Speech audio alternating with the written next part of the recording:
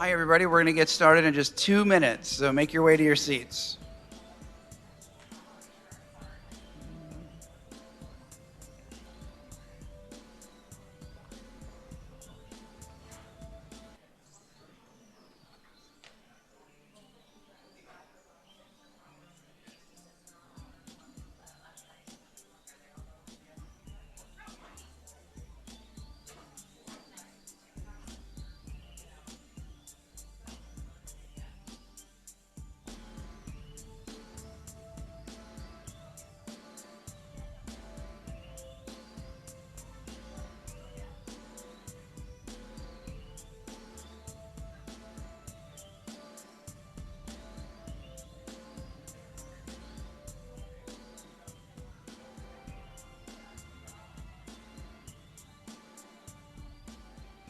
All right, we'll get started in 1 minute. Everybody make your way to your seats, please.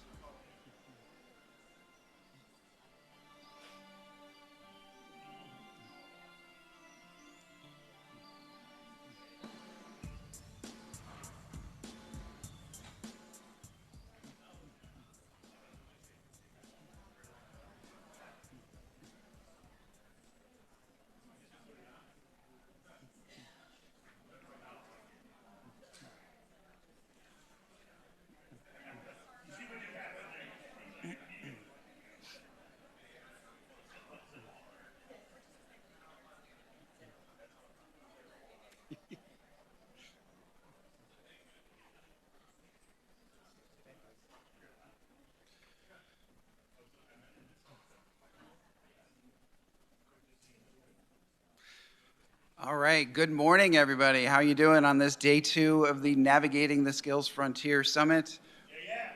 Yeah. All right, that's a good response. Welcome back today if you were here yesterday, and if this is, you're just entering this conversation, welcome. Welcome to the people joining us via the live stream.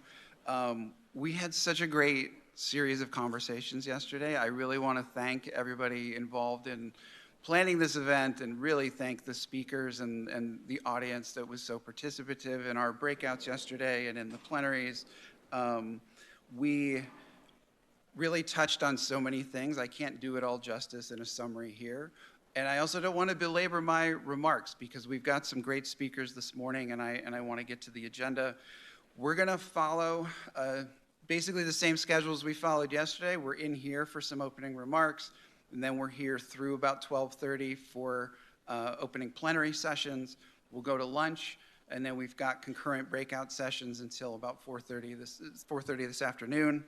One thing I want to mention is there's some work going on in the lobby that there was yesterday. There may be a little bit of noise, so I want to encourage speakers in the Great Hall, make sure that you're speaking into the microphone and you're close enough to the microphone. Hopefully that's not too much of an issue, but just wanted to mention that just in case. And so, again, welcome. Thank you for being here. This is such a great conversation. And without any further ado, I want to introduce our Assistant Secretary of Labor for Employment and Training, Dr. Henry Mack, to give you some opening remarks and help to frame this second day of the conversation that we're having here. So, thank you.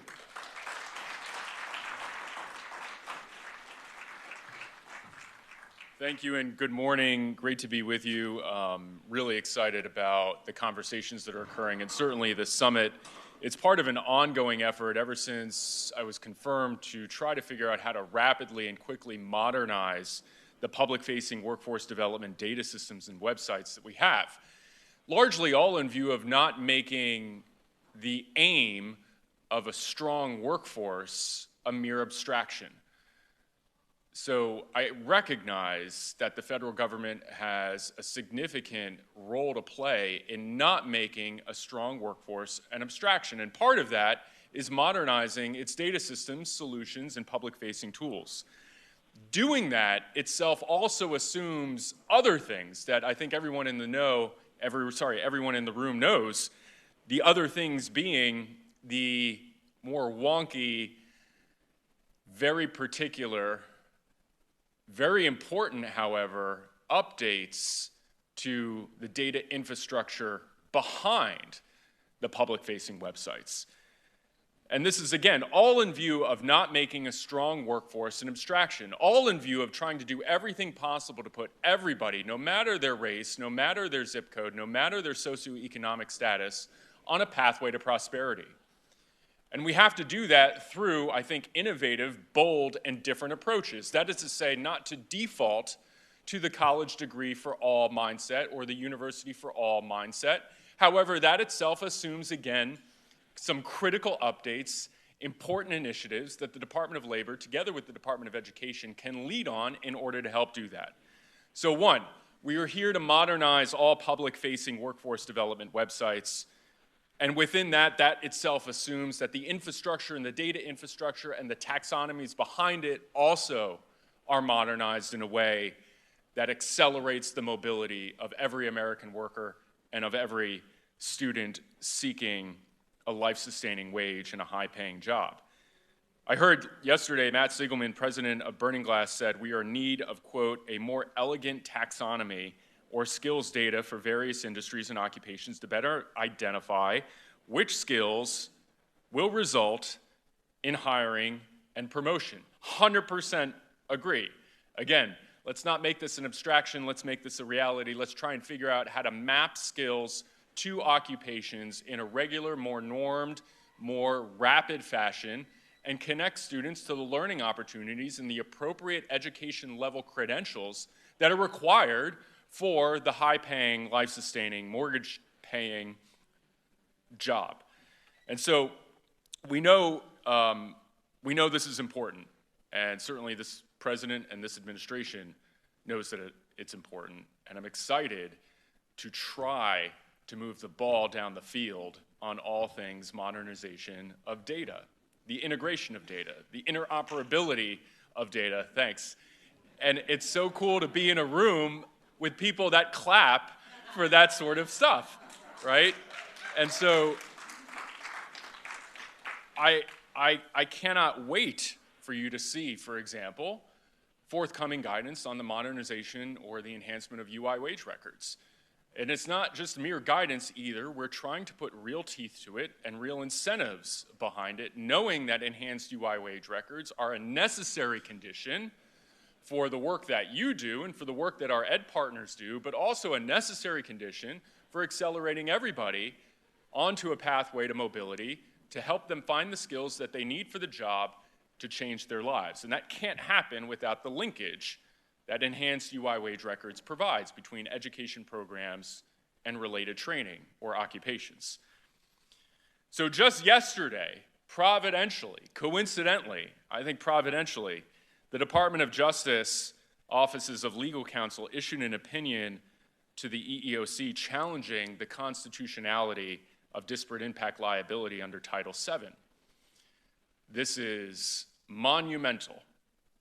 This opinion, I believe, is a decisive stand for a colorblind constitution that rewards merit, protects American workers, and rejects discrimination masquerading as fairness, using job postings and degree requirements as effective proxies, which is unacceptable. So not only are we hell-bent on modernizing our public-facing data systems, not only are we hell-bent on building the infrastructure and modernizing the infrastructure behind it, but also, too, employers now should feel, in light of this opinion, free to prioritize merit, excellence, and skills without fear of reverse discrimination lawsuits. And so the opinion that the Department of Justice issued yesterday restores, I think, Title VII to its original promise: equal opportunity for every individual, not engineered outcomes by group or race. I think it empowers employers now to focus on skills and qualifications and character, the foundation, I would argue, of a competitive American workforce. And so no more hidden quotas. And for higher education and workforce programs, I would argue this is a green light to prioritize merit and excellence, again, without fear of reverse discrimination. And so the default to the degree, I think, needs to end. The default to degrees needs to end. And if we are going to be serious, which I think everybody in this room is, about skill-based hiring and skill-based learning, this legal opinion, I think, begins to pave the way for the robust mobility of every American worker and student, again, no matter the zip code, no matter the race, no matter the background. Matching skills to education in a rich and meaningful way, I think, is what this group is here for. And it's what we're about at the moment, and why we need your thought leadership and co-authorship with us now as we attempt to do what we need to do, which is, again, to modernize our systems, update the data infrastructure, and again, do everything imaginable to not make a strong workforce a mere abstraction. And so I would invite everyone to just Google or use AI to explain the DOJ OLC opinion on disparate impact and really begin to think about how the federal government should not be strong-arming employers into racial balancing via these proxies, for example, degree requirements that have failed not just to ensure against discrimination, but I think have failed to help workers prepare for the work that they needed or that are needed or that is needed by employers. So more to come on that. Again, that's not an official thing. However, it's a great, strong signal of what this administration stands for, which is American workers first. And again, helping everyone find themselves on a pathway to prosperity. And so with that, I cannot thank Steve, Kim Vitelli, the Office of Workforce Investment, and I started naming names, our partners at the Department of Education, as well as our partners in the Office of Policy here at the Department of Labor. We have a phenomenal chief economist by the name of Julia Pollack, who I think you heard from yesterday. We are all working hand in glove to do what I think many have been wanting out of the federal government, which is, again, action, at least as it relates to data, skills, and doing what we need to do to clear the runway for everyone to find the learning and the credential, the appropriate credential they need for the job that they want.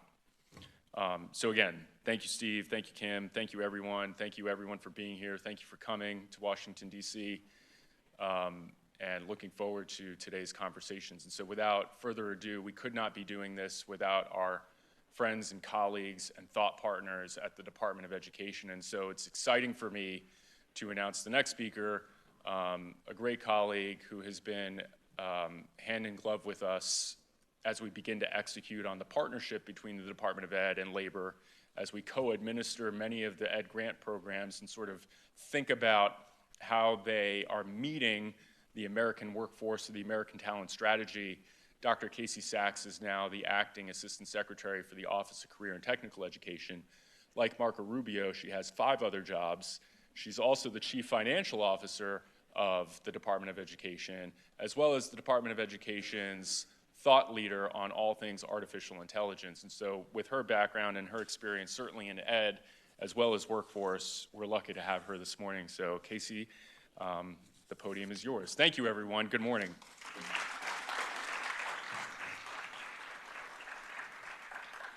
Thank you, Henry. My mom would be so proud of that introduction. It's great to be with everybody today. Thank you very much for having me, and thank you for your time. Thank you for being here. Will you please join me briefly in just a huge round of applause for our colleagues at the Department of Labor? This is a wonderful event.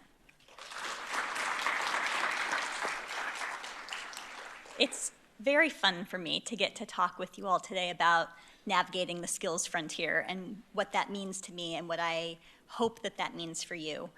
Most recently, before coming to Washington, D.C., my job was as a community college president. And so I'd like to start today by telling you a story about Travis. Travis was a student in West Virginia who'd been laid off from a coal mine, and he decided he wanted to go into manufacturing. He lived in, we'll say, Workforce Region 1. We found a manufacturer about an hour away from Travis's house, we'll say in Workforce Region 2. And that manufacturer wanted to hire him and said, you need some additional skills to be able to come in and work effectively in our plant. And so training provider is now in Workforce Region 3.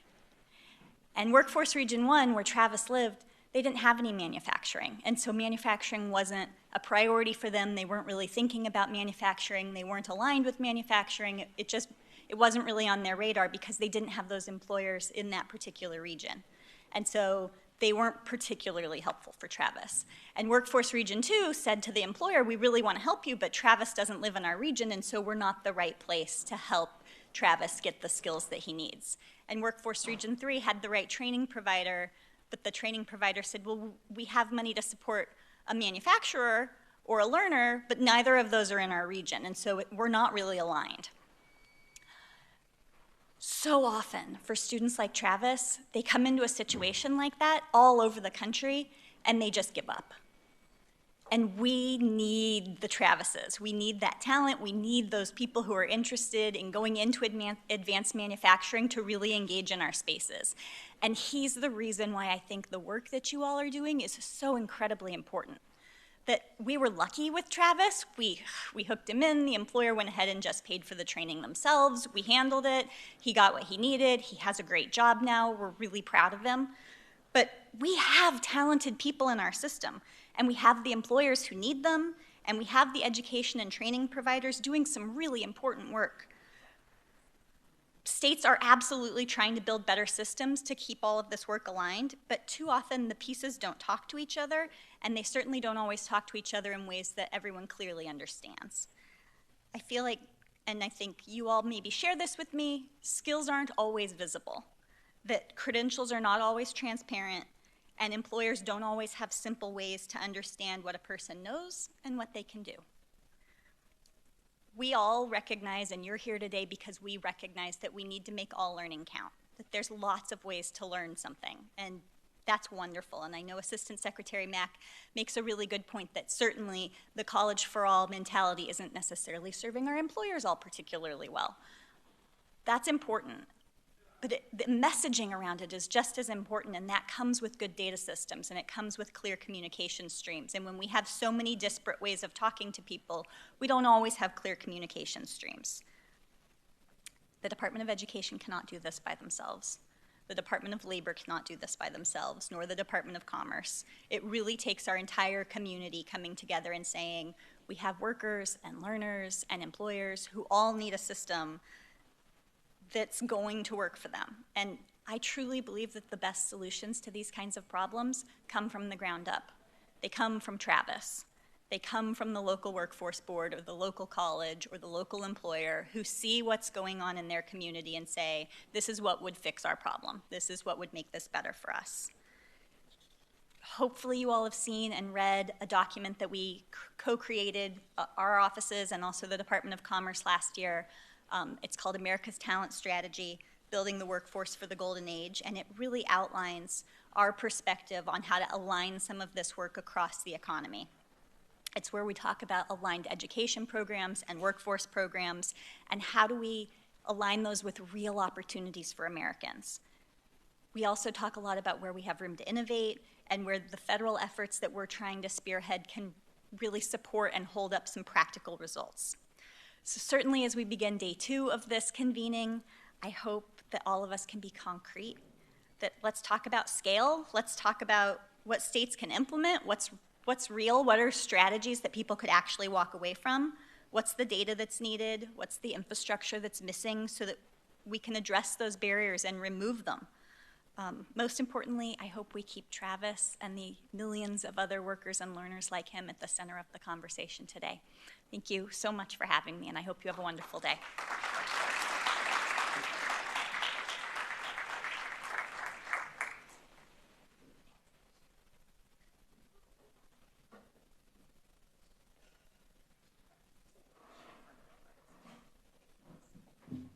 We just need 30 seconds to take a picture together.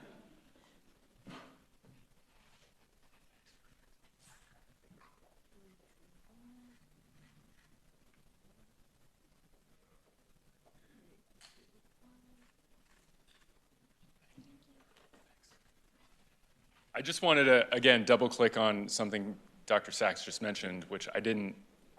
I know that there's I don't know if it's a competing or a complementary conference on learning and employment records that are happening at the moment. But the idea, again, that we found and we have a technological solution that can verifiably map an individual's skills to an occupation and transmit those skills in a verified format is a game changer, right? That, again, assumes the kind of data infrastructure and resources and tools that make that linkaging robust and rich and real. But yes, for which reason we incented through the Ed Department's CTO challenge, for which reason LERs are finding themselves in nearly every grant opportunity out of the Department of Labor and the Department of Education, relying on resumes and self-asserted skills on LinkedIn is not sufficient anymore, in the same way that it's not sufficient that ONET itself is not normed more regularly, in the same way that it's not sufficient that we're not enhancing our wage records, in the same way that it's not sufficient that higher ed and faculty, many of my colleagues, are not norming their own syllabi to meet the occupational demands in their region, but can't for lack of the fact that we don't have the resources, I would argue, at the federal level that enable states to do these robust things. And so thank you for mentioning LERs and the priority around LERs. And thank you for mentioning about how critical it is that we talk about what we mean when we say we don't want to incent the college for all model. It's not that I want to do away with degrees. It's not that I want to do away with bachelor degrees. It's not that anybody wants to do away with the university traditional pathway. It's about just right-sizing the narrative as a both-and proposition rather than either or one. I'm the one that majored in philosophy like 3 times over. And my dad, I would do it all over again. My dad said I majored in unemployment, and I make that joke a lot. And it's now kind of ironic that I'm over the unemployment benefit system for the nation. And I realize, though, now more than ever, what value means in an education context. Value largely means what the employers say it means. And so I think we need to lead in terms of what we're doing today to drive industry to the table, to map skills to occupations. And if the federal government can do it for states and for local actors in the ways that it's appropriate for the federal government to do, we should be doing it. And we should be incenting it, as well as any and all ideas that result from yesterday and today. Just anxious and interested to hear what the outcomes are. So again, Steve, thanks everyone.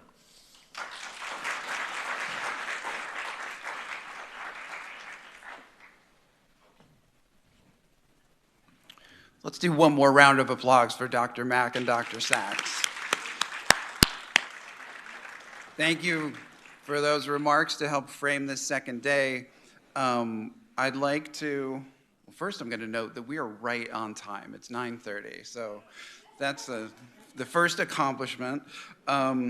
Schedule-wise, I'd like to call up our first opening plenary this morning. Yesterday we started our opening plenaries a little kind of broad, like multiple perspectives.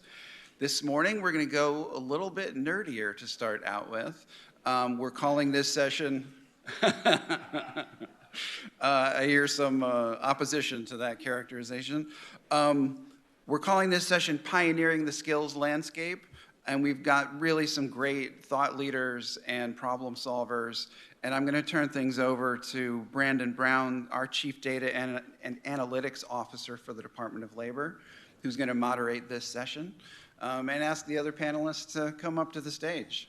Thank you all.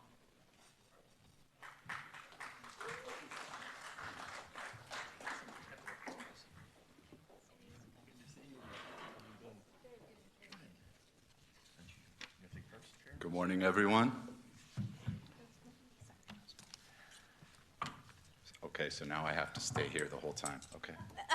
Do you want us No, to that's stay? fine. I'll stay here. It's No? fine. Yeah, no, you stay there. I know. All right, well, We're starting off strong. as Steve mentioned, my name's Brandon Brown. I'm the Chief Data and Analytics Officer for the U.S. Department of Labor. I've been with the Department of Labor for 25 years. 24 years of that was in the Wage and Hour Division. So I am very new to this community. And I'd just like to thank everyone for being so welcoming, and I've been learning so much at a crazy pace from all of you for the last several months, and I'm very excited about the data interoperability opportunities that Dr. Mack laid out there, and I see that as a realistic possibility, something that we can do and will do in the coming weeks and months. And I'm very excited to be moderating this panel this morning on pioneering the skills landscape. I'll let the panelists introduce themselves, starting with Yasina. All right. Good morning, everybody. Lovely to see so many familiar faces. Justina Saleh, VP Innovation with the Burning Glass Institute. I come here with a lot of years and a lot of maybe bruises trying to understand exactly how do we connect work with learning, because this is the crux of creating a competitive economy, right? That's at the end of the day. So starting from being the Labor Market Information Director for the state of New Jersey during that little thing called Great Recession. Thank you. And then with the Burning Glass Technologies, and then Lightcast, spent some years at Rutgers, and some in people analytics. So you can say my quest for solving the problem led me to every industry touching the problem, and I'm still looking for a solution for the problem. So let's try to get to that today. Thank you. Good morning, everybody. Scott Cheney, CEO at a nonprofit called Credential Engine. We are a 10-year-old organization dedicated to bringing transparency, as we refer to it, transparency to the entirety of the education and occupational credentialing ecosystem. So open data standards for everything from providers, programs, credentials, skills, pathways, transfer outcomes, you name it. To also try and get some applause from Leslie. We've been working with New Jersey from nearly day one. Thank you very much. And if Henry was still here, I also was a philosophy major. Oh. Morning, everyone. My name is Jason Tishko. I'm a Senior Vice President at the U.S. Chamber of Commerce and the Chamber Foundation. The U.S. Chamber of Commerce is the world's largest business federation. We represent over 1,500 state and local chambers of commerce across the country, have a collective reach of over 3 million firms, and a global reach through American chambers around the world. There I support education and workforce policy. Most people know me from the Chamber Foundation, where I oversee our education and workforce programs. You didn't mention New Jersey. Okay. I'll get to New Jersey later. Okay. Okay, thank you all for your introductions. I'm going to jump right into the panel questions. The first question is, what do you see as your role in exploring technological innovations for identifying, characterizing, and tracking skills? We'll start here with you, Cindy. Whoa. What an easy question. Just a little question. Just a little question. So I think what the Burning Glass Institute has been focused on is really creating sort of the brain to understand work, right? There are so many skills taxonomies out there, and so many role taxonomies out there, right? What if we turn this on its head and focus on work, right? If that becomes the building block. And work, how do we understand that? Employers are posting job descriptions out of the wazoo. There are career histories, there are profiles. All of that is just a way to say, this is the work I need done, and I think I need these skills and credentials and requirements, but the focus is work, right? Skills can enable doing work, but it's a proxy, all right? Occupations is a combination of tasks, but work is changing, right? So what we are trying to do is build sort of the brain, or you call it a knowledge graph, that translate all those job descriptions, all those career histories, all the labor market information into a map of how every skill is a magnetic field, and these group of skills are performing these tasks, and these tasks require this kind of learning, and this kind of learning is specific to that industry.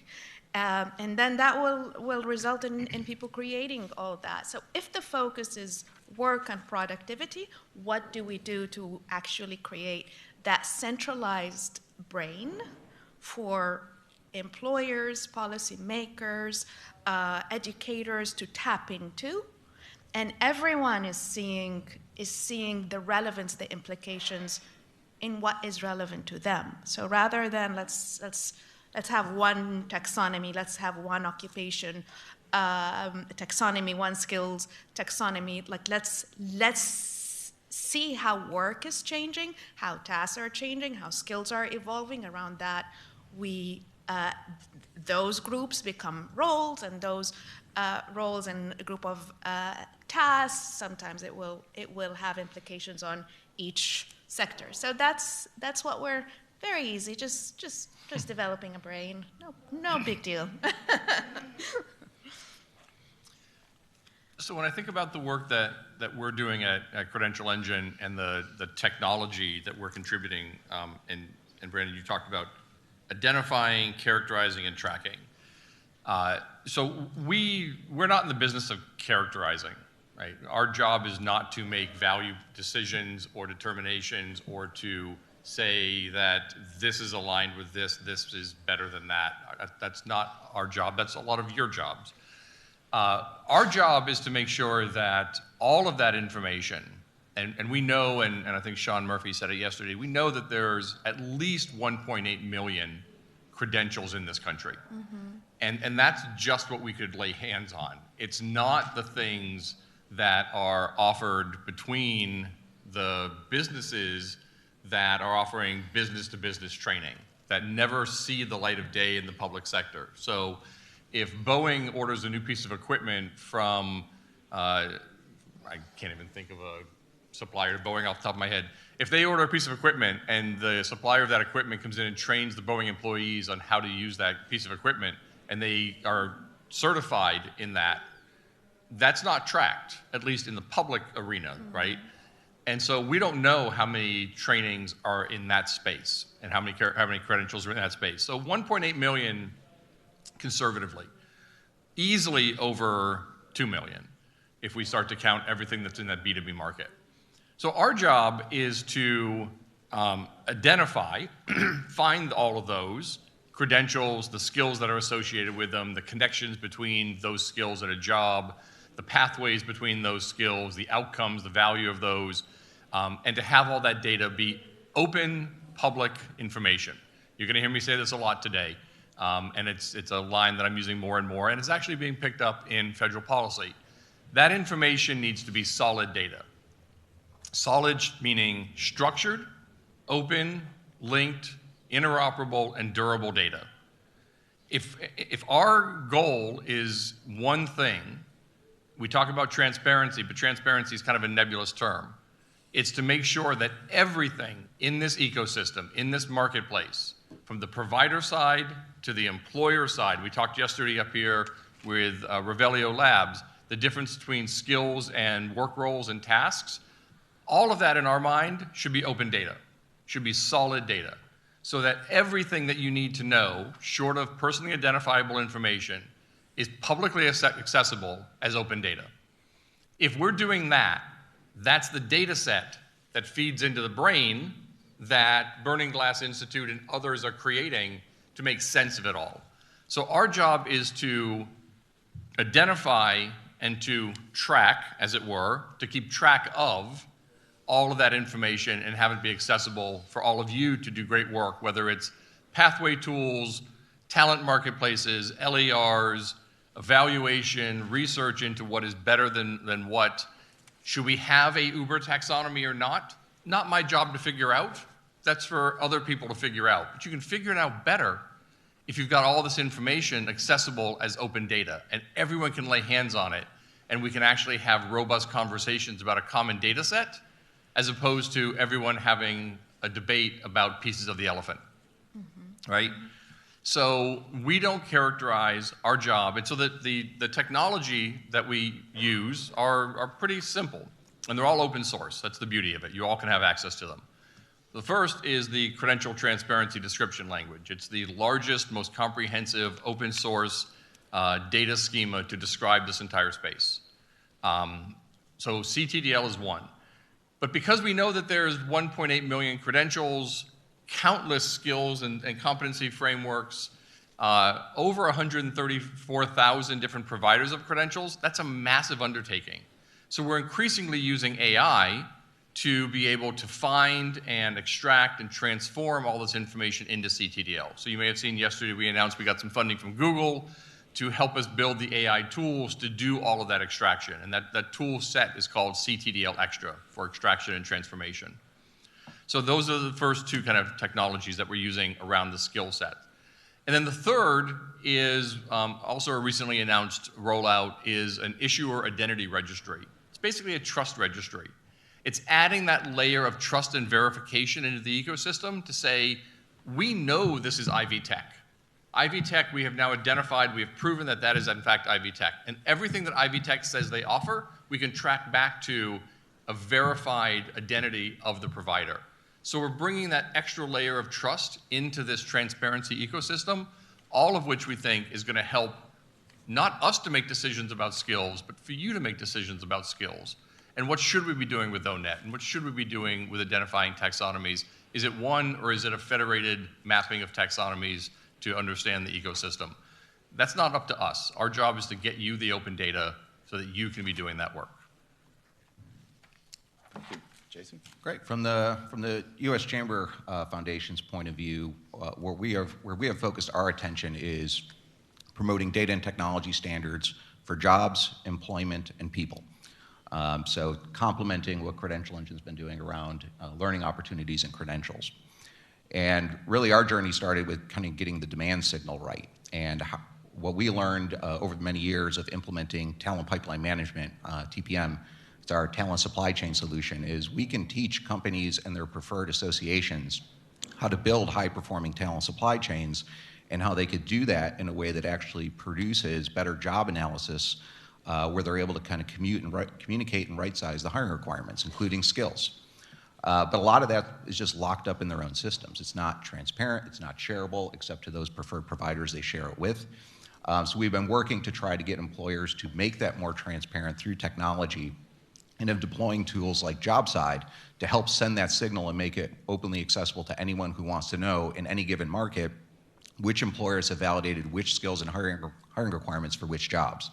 So that's one thing we're trying to do, is support that demand signal and to truly make it bottom up, but kind of flipping our LMI systems on its head and saying, no, the technology is there now to kind of support bottom up signaling, because we are in an unstructured labor market and we cannot create structure where it doesn't exist. We could certainly use proxy tools to get a sense of which way the wind's blowing, but at the end of the day, if it's about a person getting a job, we need to have that primary source data about the individual and the job opportunities they seek. So we're working on that demand signal. Another thing is the employment side of things. Many of you may have heard of JEDEX, the Jobs and Employment Data Exchange. We heard a lot about enhanced UI wage records. This is very much related. And what we've been trying to do is promote data standards for the information inside those HR systems that are often reported through compliance systems like UI. But what we've been trying to do is make it make sense for employers. So how, through data and technology standards, can we actually reduce reporting burden and cost for all parties while improving the quality and the output of the data while achieving standardization? Well, we built the data model. We have the data dictionary. We've tested moving simulated data for consolidated reporting in both South Carolina and Arkansas in partnership with the Bureau of Labor Statistics. We know it can work. This was built by business for business to try to actually standardize this information that we need, not just for UI systems, but also for labor market information. So we're trying to find a way to advance those standards in a way that brings everyone's costs down, but also produces better quality data that has more utility to it. One of the things we're often talking about now is how that information could be used to satisfy SNAP and Medicaid requirements under the One Big Beautiful Bill. It's funny how when you put a $1 trillion Medicaid program on the line, the conversation changes. So the other area is people. So I'm very personally passionate about this. It's why we created our T3 Innovation Network in support of the LAR movement. But we need to, at the end of the day, make sure people get access to their data. This is something we articulate in our more recent publications around the new data paradigm, where we say we're often building these systems to serve government officials, researchers, managers, and it's all done purportedly so it's going to help people and their families. But we don't give them their data. I mean, I still find it shocking that we as Americans don't have access to our employment history. We don't own that. Other people can own and sell that without consulting us. We can't use it for what we need to use it for. So how are we flipping these systems and say, learners and workers first, not last. If we're collecting data about someone, they should get a cut of that data. And that's kind of where LERs come from, where there's got to be some aspect of your education experience, your employment experience, your military experience, your community and volunteering experiences that could be translated as data for your use.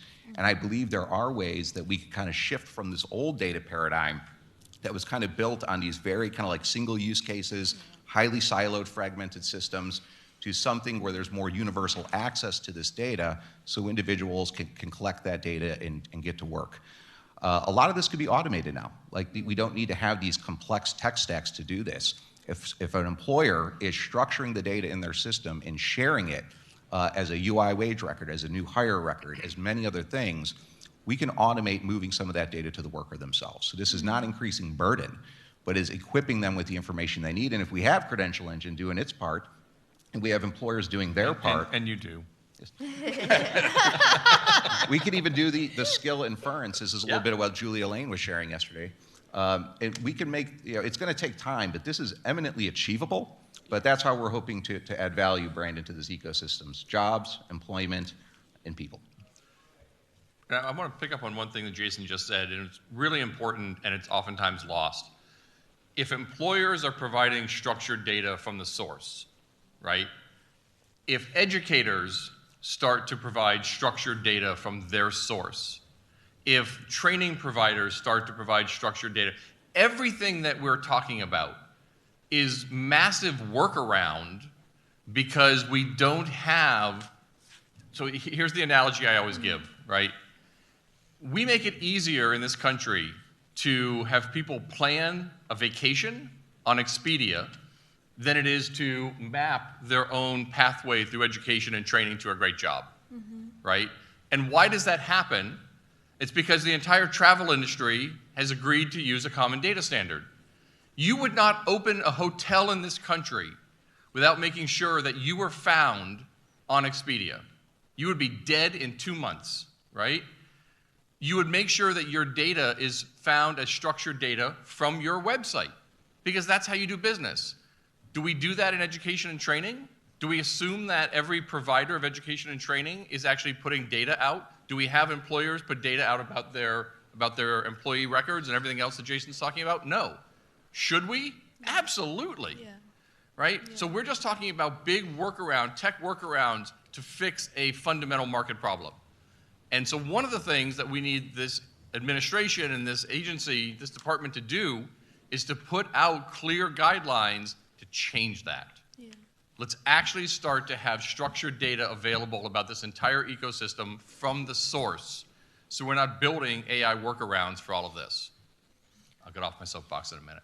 And we have now the technologies to do it, right? We with all the innovations in large language models, we actually can do that. You know, the translation. There is a learning curve, but we can make it easier for all these parties that you submit the information this way, it extracts, it translates, here's what goes to faculty, here's what goes to the learner. Yep. And it needs to be living, right? It needs to be continuously updated. Sorry, we got to jump there. No, that's great. So, you know, I hear that we have a data standardization challenge. we need to try not to think of a one-size-fits-all taxonomy for the entire ecosystem. This is America. We don't do one size fits all. We've tried it in the past. We've done the National Skill Standards Boards. Let's just bury that idea. That's not going to happen. And it doesn't have to happen because we can actually have taxonomies talk to each other in ways that we don't need to force everyone to give up what they've done to do something different, because that doesn't, yeah. Yep. And then I hear Jason saying that none of that matters if we can't democratize the data and get it in the hands of actual workers who need it, right? In a Absolutely. language that employers understand, Right, right. and learning providers. Like, Yeah, the other thing we should keep in mind, though, is most of the learning is actually happening in the workplace, and we leave all that on the table. yes. And there's a way you could use skill inferences to start recognizing people's skills. I know Workday's done some really incredible stuff in this space, as well as others. But if you're able to just start giving employers the tools to just start recognizing the skills that are showing up on the job every day, not giving away anything proprietary, but like most employers, you do an annual performance review. There's no reason why you couldn't recognize and validate some skills data while you're doing that. So I think if we just even kind of figuring out where to start, I think there's a number of change management issues, whether you're talking about the K-12 pipeline, the post-secondary pipeline, adult workforce system.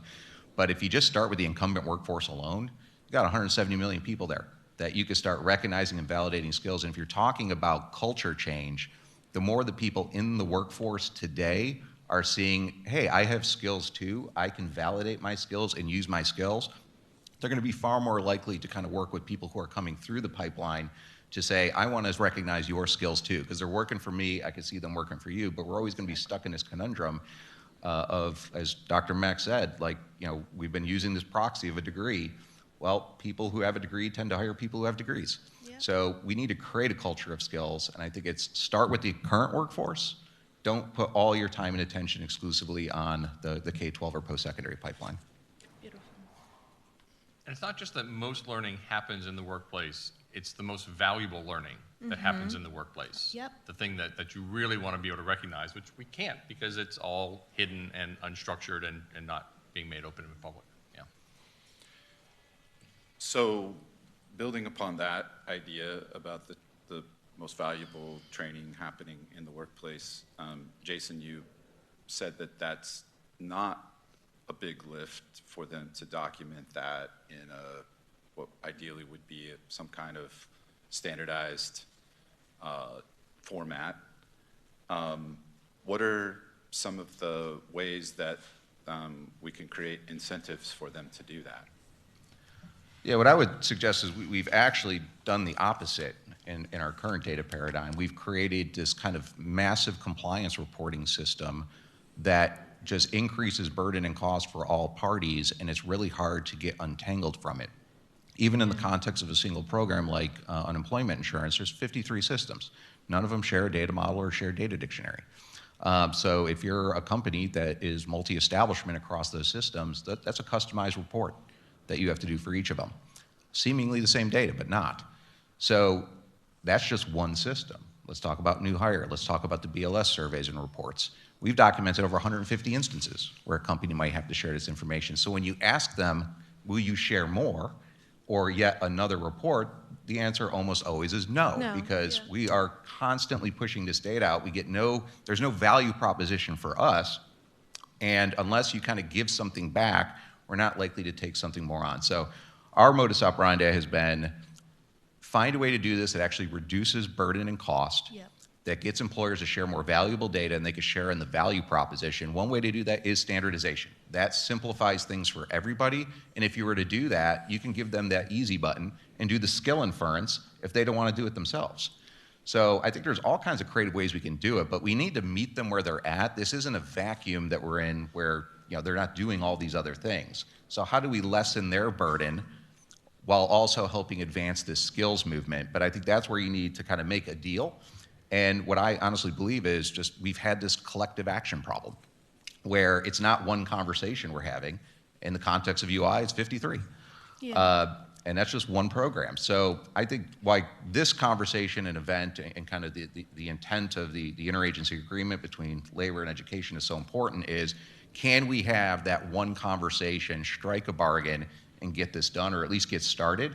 Because if we're out there in the field, and Scott and I are going around having 100 conversations a week, it's really hard to do. So I think this is where the federal government can kind of lean in and use their ability to be a convener to help with policy alignment, to move the needle on this in a pretty big way. Because if we're left on our own, it's a challenge. And I'm going to go back and say it doesn't have to be a compliance problem. This is a technology problem, in my point of view. So employers can be asked, just like, tell us what skills and requirements are for this role, or we know all this information about this employer, what they were asking for between 2003 and 2005 for this exact job title. And we know from career history what people brought to the table, right? So we can easily infer not just the skills, we can infer the tasks, we can infer the work that was done at the time for that employer. And that can be sort of a living record. So, which means, like, at one point this translated into these tasks and skills, but the same exact record now, because work is changing so quickly, it can mean a different capability, right? So as work is changing, some tasks are eliminated, which means a whole slew of skills around them are bye-bye, obsolete, you don't need them. New tasks are created, right? Which also means some jobs used to be very close to each other and now no longer are, and some jobs that were like night and day actually are getting closer and closer through majors like philosophy, right? There are a lot of glue there that is needed. And when we have that, of course, no one is, it's not one entity that is writing all job descriptions in an employer, right? Even the employer themselves, do you have skill gaps? Yes. What are they? Huh? Right? So because it's just like this mosaic, and all the hiring managers are doing their own, and they're not really compliant within their own company, whether it is law, whether it is the job, and it changes, go right for innovation, go left for get the job done, and then all of a sudden there is a big big mass layoff because they were not connecting.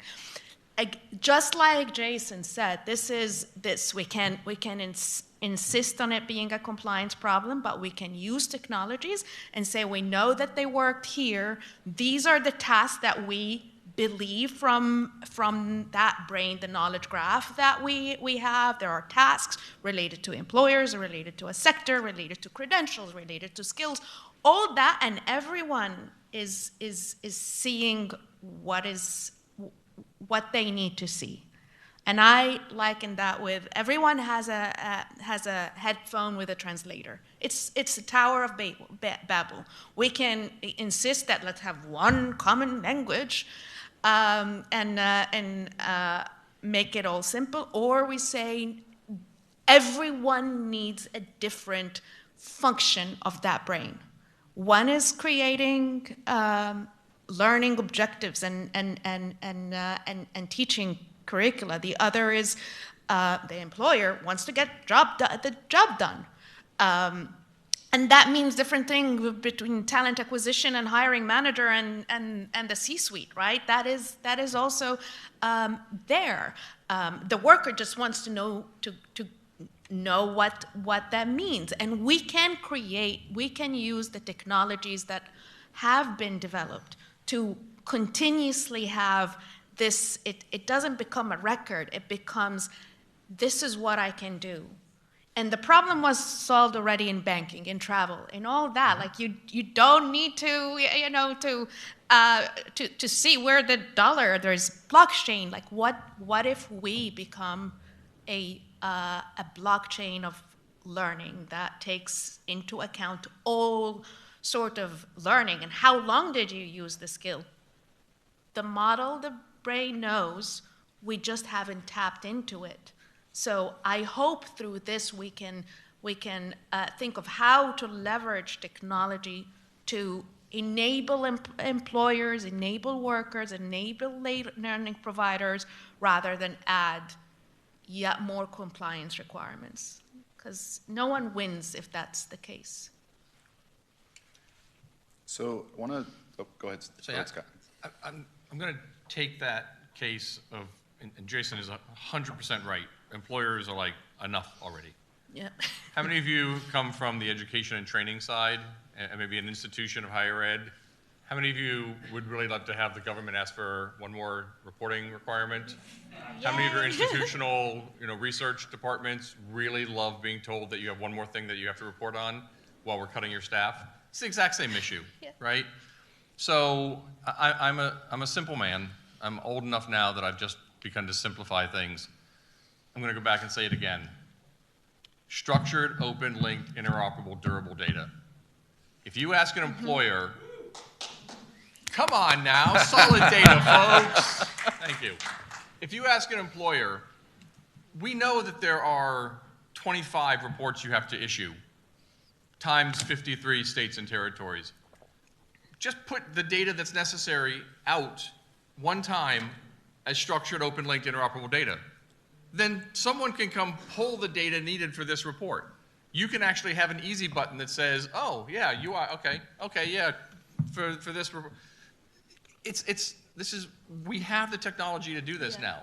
Yeah. And Scott, if I could add to this piece. So in the context of the work that I do, if you were to do just that, for just even the employment record side of it, you would know more about what's happening in the labor market information than we've ever known before in our history.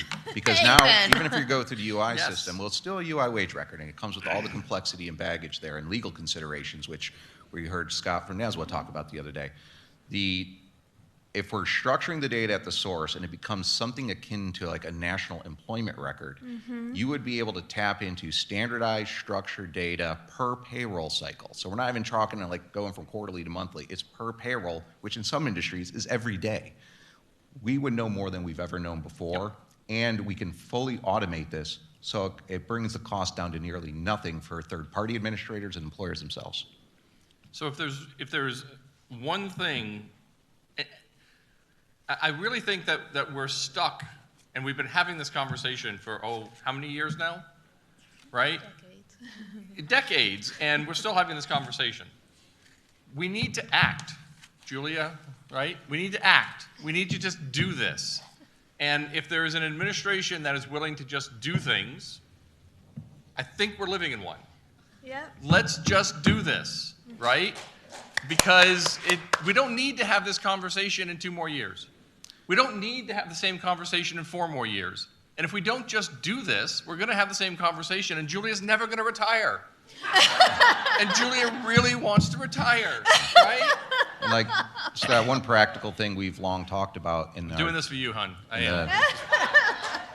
Well, one thing we've talked about in our T3 Innovation Network is just if the federal government were to use its existing authority under OMB Circular A119, they could begin recognizing OMB circulars, so but that could be recognized as whether it's CTDL, the work we've done in JetX, but these could become federally recognized standards, which doesn't make them de facto across, for example, the UI system. But if I was a state and I saw multiple federal agencies that need that data, whether it's in HHS, Ag, Labor, Ed, Commerce, et cetera, say this is now the standard, I think I would get the hint that this is the direction we're moving in, and we might need to get all of our systems in compliance. States. And it's not just an LMI issue. It's a Medicaid issue now. Yes, it's a SNAP issue. It's a benefits issue. So now's the time to bring it all together, and I don't think it can be done without the federal government sending that signal. And I think you would be able to signal to the big data vendors, the companies that build these systems that are worried about, am I actually going to want to change my tech roadmap? Because I'm not exactly sure if Illinois is going to be the same as Indiana, is going to be the same as Ohio. Well, if we know that there is a strong signal from the government, and there is a role for strong signals from the government, that this is how we're going to have the data standard. And I'm not saying it has to be look, I've said from day one, I am not about having CTDL be the standard to describe credentials and skills in perpetuity. Something better will come along. That's the nature of innovation. That's great. But it has to be structured, open, linked, interoperable, durable data. Say it with me, folks. Come on. Structured, open, linked, interoperable, durable data. Those are the principles we need to have as our bedrock.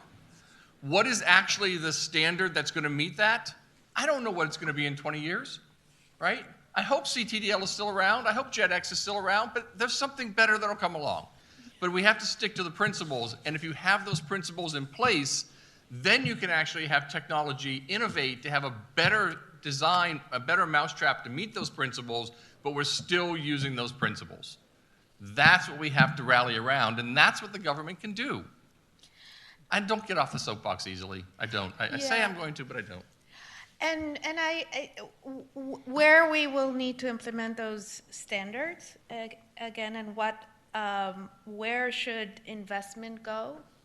Because there is a piece of it that we want to have. We want to create those standards, but we are agreeing that technology will need to be part of it. So, and technology is great, but also can hallucinate just a little bit.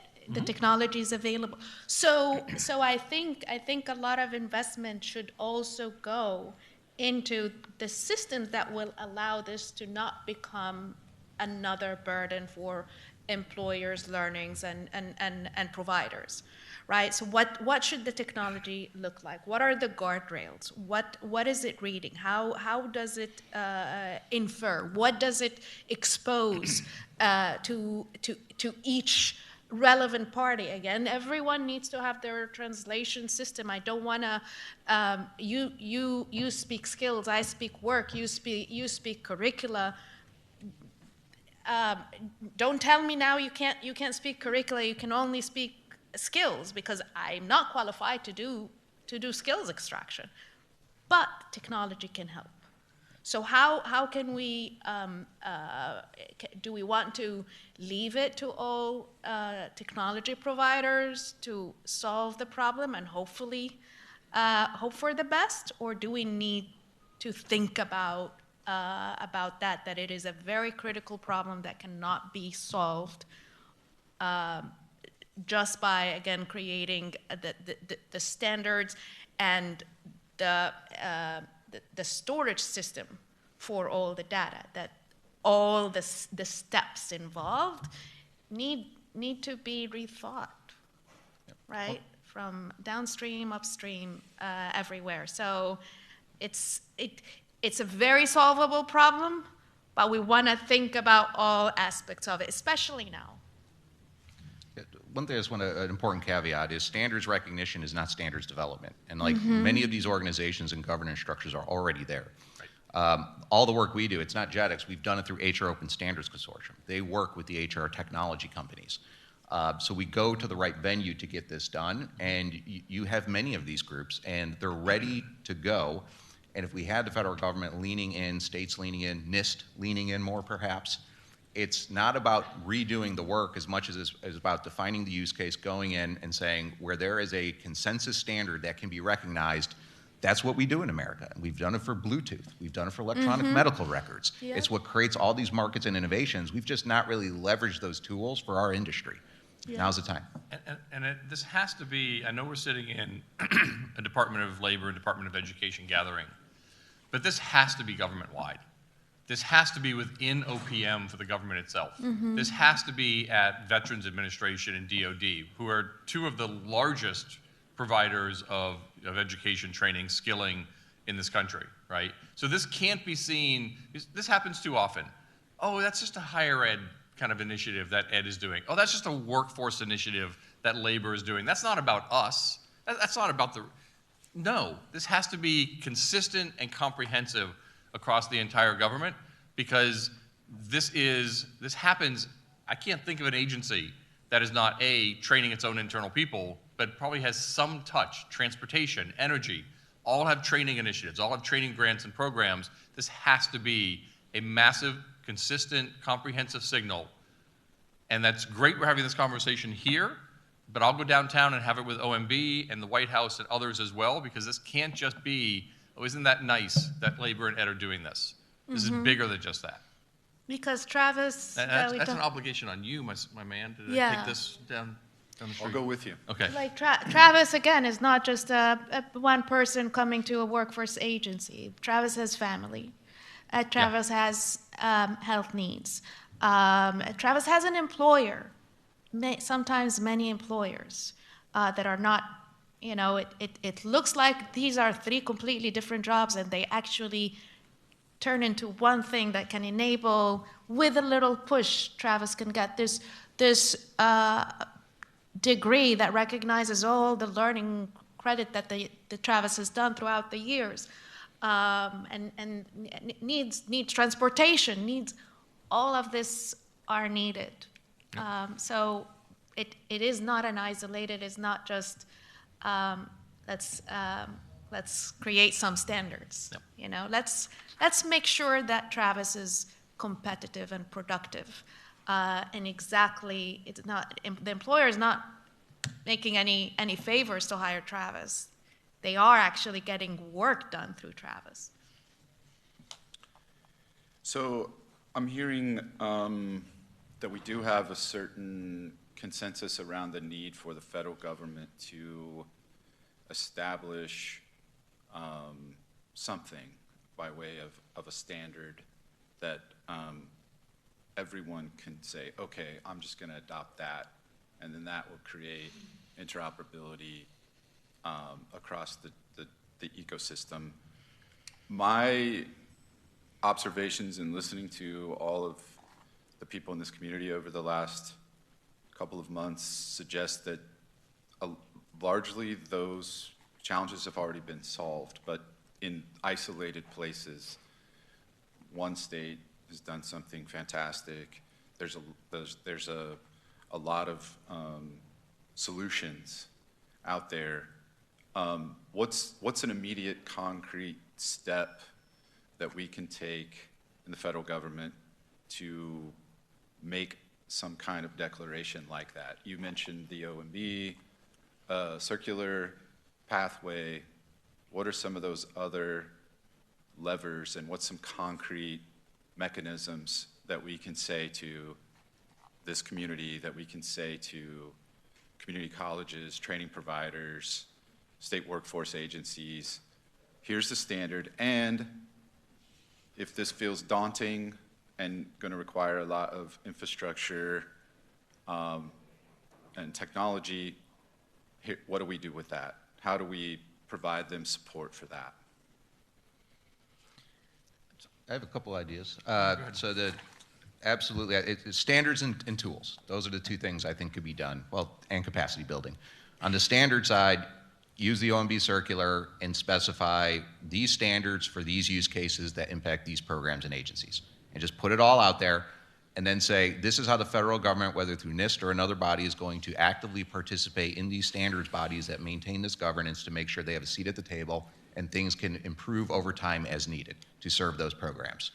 On the tool side, like we at the Chamber are very interested in deploying some of our new tech and prototypes and would love to do it with ed and labor. For example, our job site tool can help get that employer signal around which jobs and skills as published structured data that could be compared to learning opportunities. But do it as a universal application that work across programs. It's a tool for CTE, for workforce Pell, for talent supply chains, for WIOA sector partnerships, and the list goes on. Everybody wants the same data. This is a great way of getting that data, getting that validation signal, and then putting it to use in multiple programs operating in states. I think if we had the public and private sector come together to say, let's test some of these utility applications and get the most bang for our buck in terms of the data produced, that's where the employer community wants to partner. So that's the tool level. And then the capacity building, we need to understand that it's not like a build it and they will come. Like we had to teach people over 10 years how to build talent supply chains to be where we're at today with thousands of companies using the system and getting results. We similarly need to provide that kind of capacity building in states. Like the one thing I'm very empathetic of is we talk a big game about wanting more out of UI, and it's the system that's under the most water all the time. And when I talk to folks in UI, they're like, we don't have time, like the house is burning. and you're asking us to participate in a great conversation, but we're just trying to get, meet the needs of the day. So we need to think about the capacity building, and something I've recently talked with Amber, Seben, Julia, Lane about is, I think about building capacity in the private sector, which absolutely needs to be at the table now. But we also need to think about, well, who are the program managers at states? Who are the researchers? Who are the others? Public, private, how are we building their capacity to understand that there's going to be a new data infrastructure? I call it a new data paradigm, and they're going to need to know how to leverage it, manage it, use it, and we can't just expect people to connect the dots in the head. I think there is a role to play in building the human capacity and agency capacity around this, the community capacity, because if we're just building more data silos for managers and researchers, I don't think we're getting it done. Yeah. Community users need to be first and foremost at our mind if we're serious about talent markets actually meeting the needs of workers and families. And again, every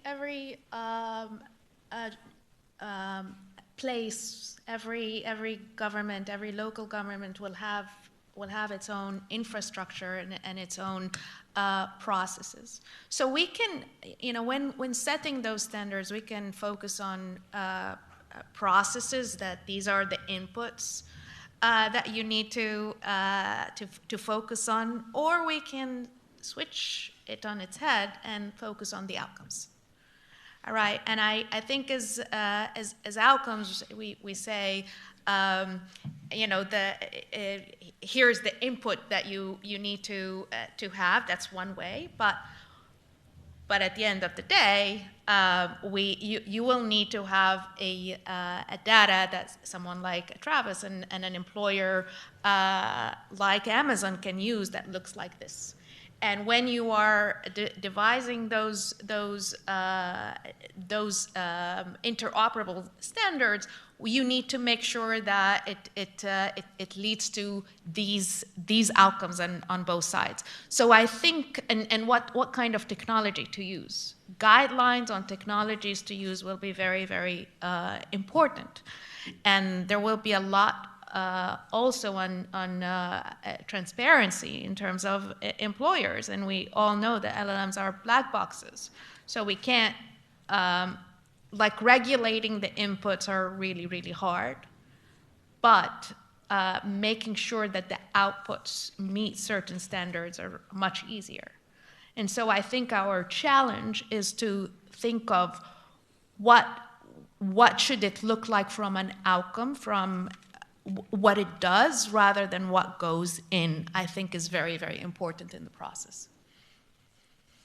So I'm gonna agree with everything that you both said, and I think Jason's standards, tools, capacity, I'm gonna put one in front of that. I think, again, I'm gonna go back to the principles, because everyone is gonna try and have their standard be the one that is recognized and named, and everyone's gonna fight. And the government, honestly, is not necessarily best prepared to be the one to pick, right? Is this the right standard or not? Yeah. So I'm going to go back to, you know what I'm going to say, the principles of structured, open, linked, interoperable, durable data.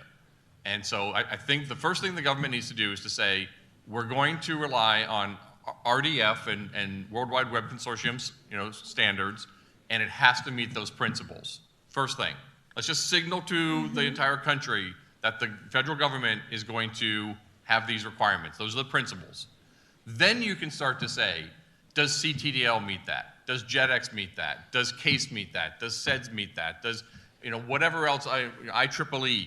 Then you can at least have a template against which to say, okay, yeah, that works. It meets these principles, and it's for these use cases, as Jason said. Phenomenal.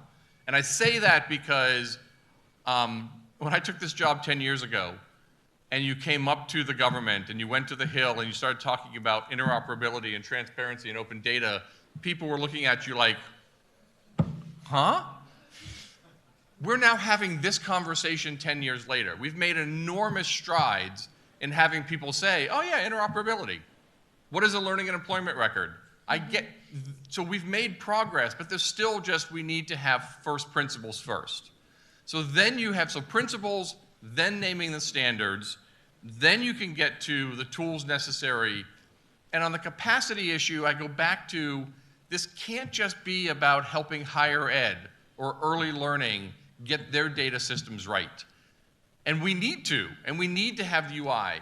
But if you say to a state, all of the money that's coming down to you from the federal government is going to live by these principles and use these standards, then they can say, okay, all the money we're getting from transportation, energy, DOD, vets, labor, employment, how do we use all of that money to be able to address the fundamental data issues and not just have you come and say, fix UI?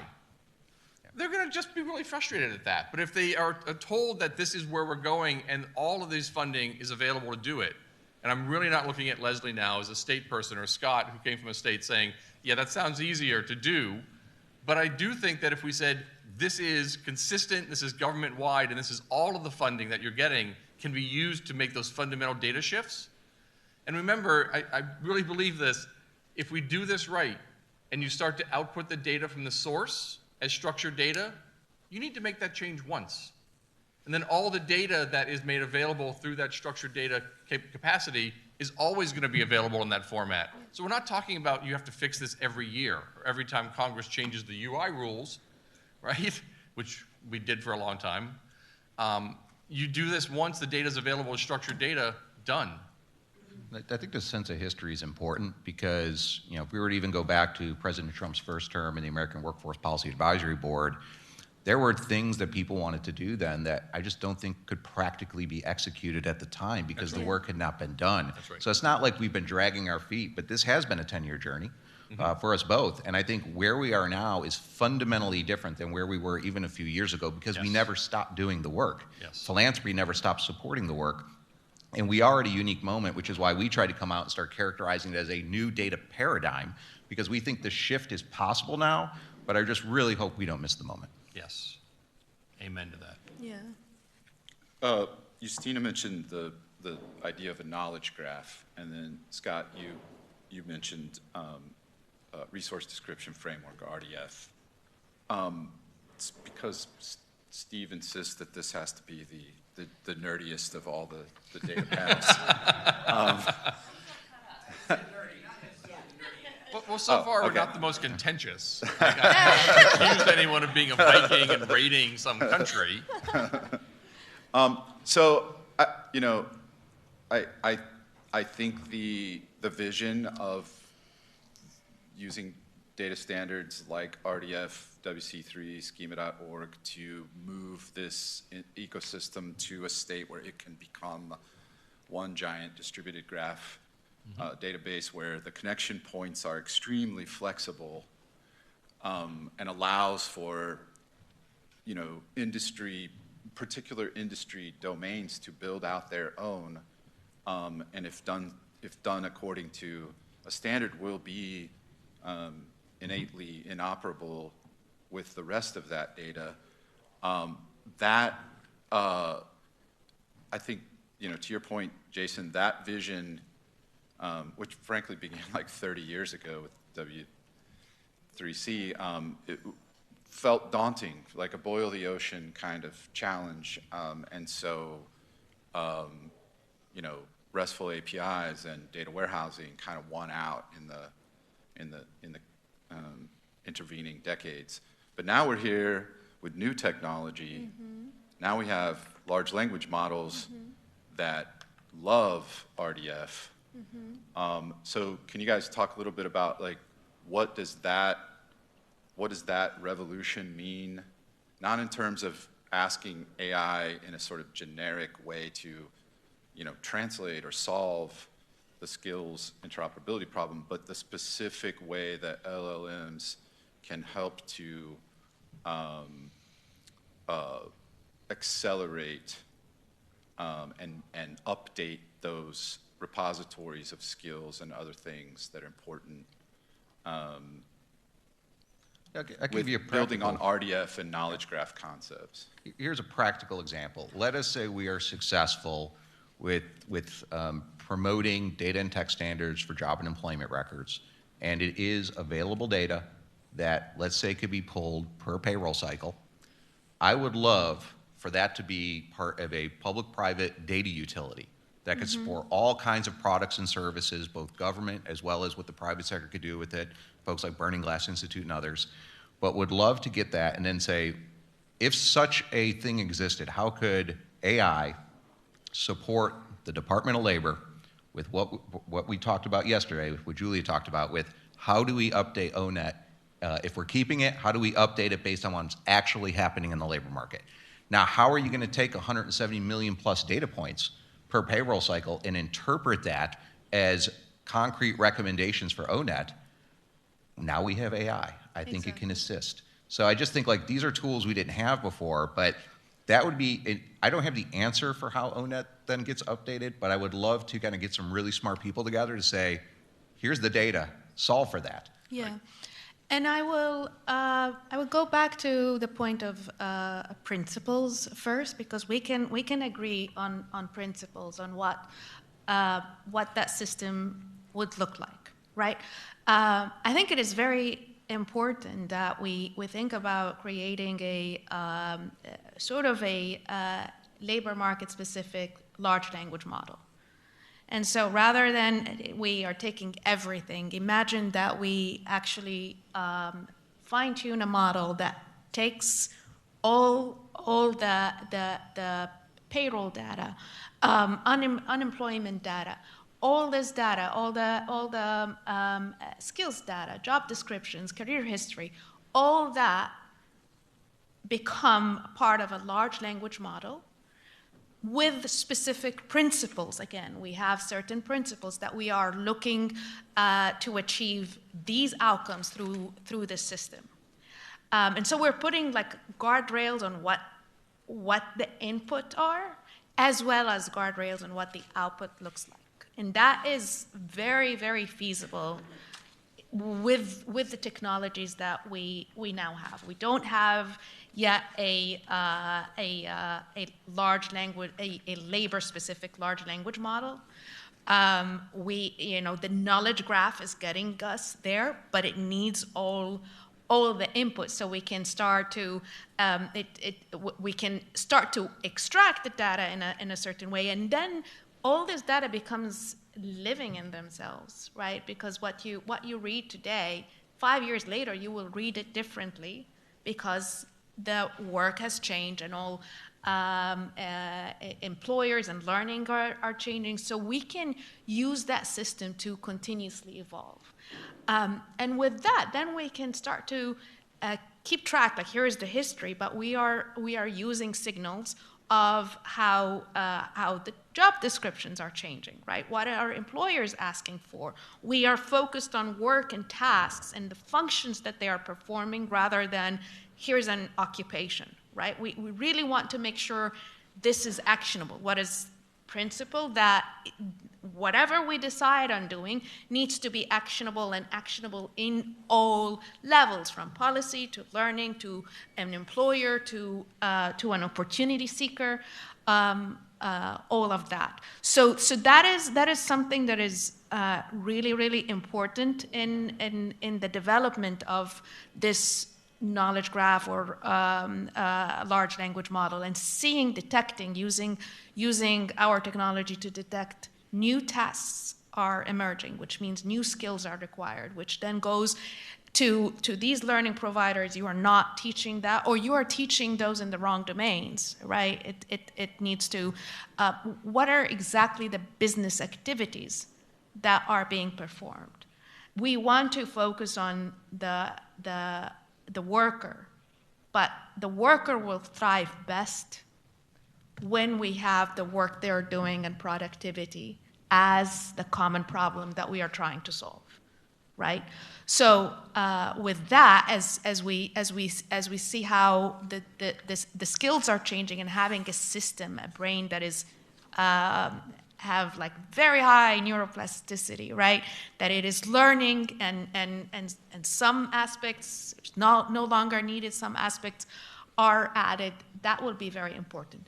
But as important also is how things are shifting that are not yet in the history or what employers are asking for today. Because unfortunately, a lot of employers are locking themselves in the past in their job descriptions. And again, innovation is here. And so what is it that what can we do to have this labor-specific large language model also be trained on the shifts that are to happen? And with that, even if you ask that, I want to just go this 1 mile, with the learning and the connection that we build, they are actually already ready for what you will need next month or tomorrow, even though you didn't ask for it. Because again, employers do not, they are within 4 walls, but not everybody is speaking to each other. And yes, just like the rest of us, sometimes right hand is not talking very effectively to the left. So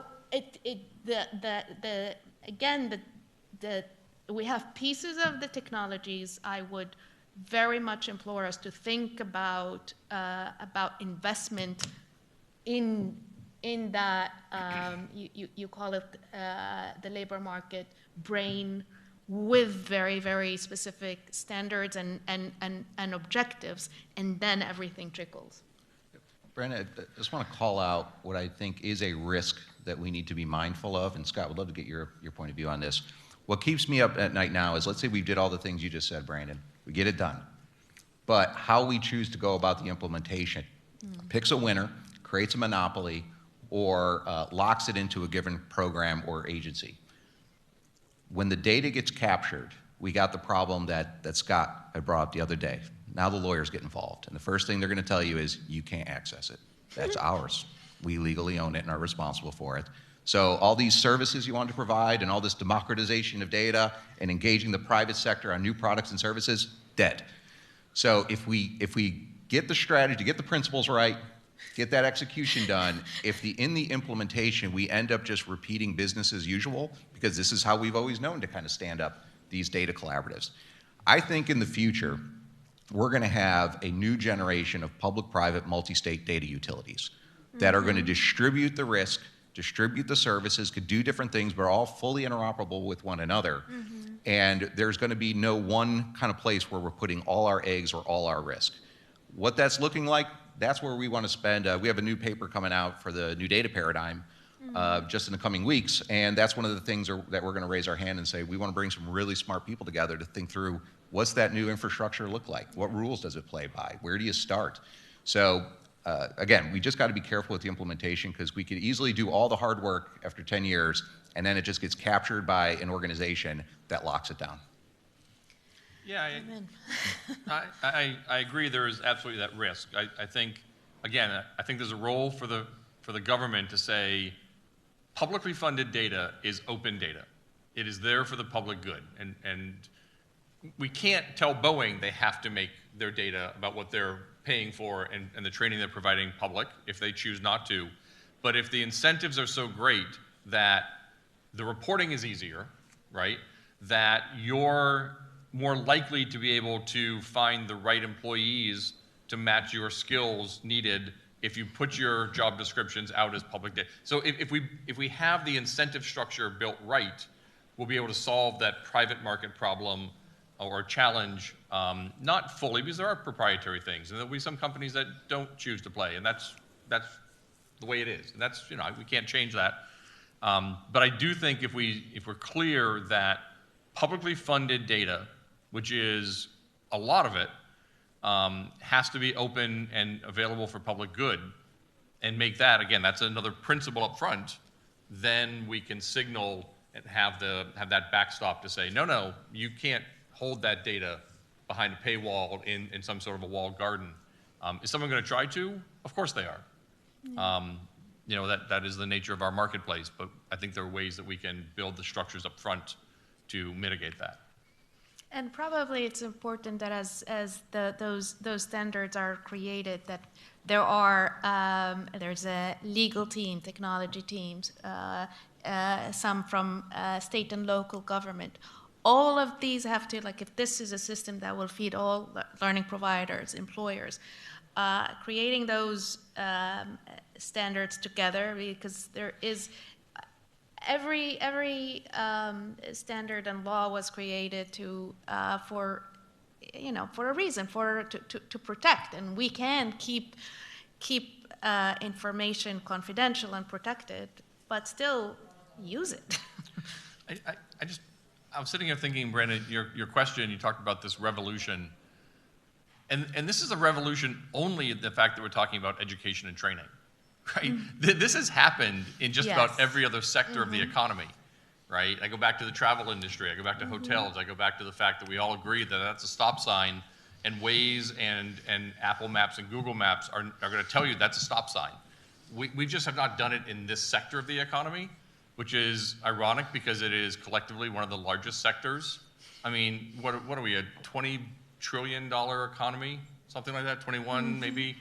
And we spend over $2.3 trillion on the education and training arena collectively.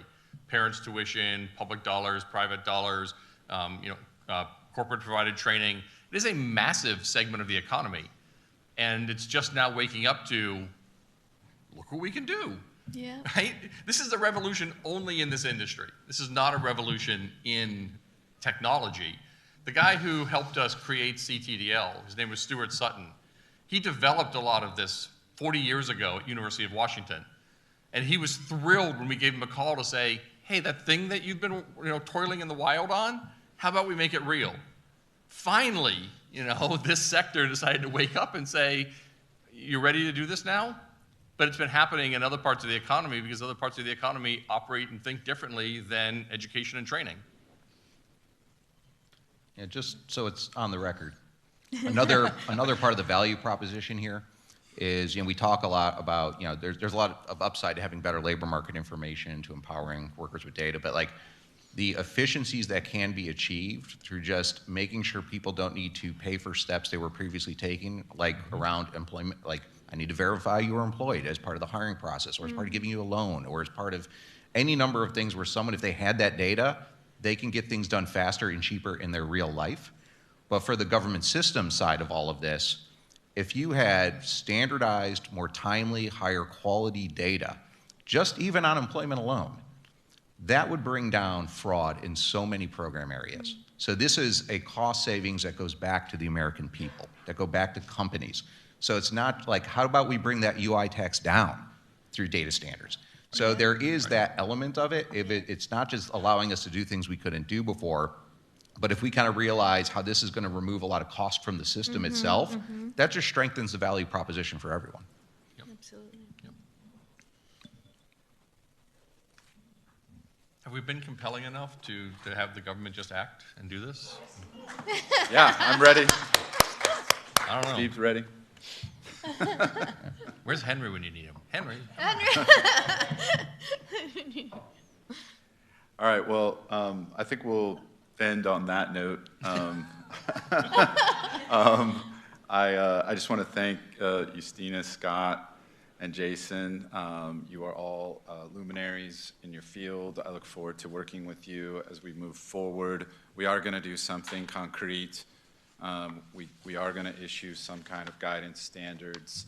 I'll look forward to your recommendations on how to do that, the levers to pull, the incentives to create, so that that data marketplace can exist and be interoperable. So thank you very much for your time. Thank you.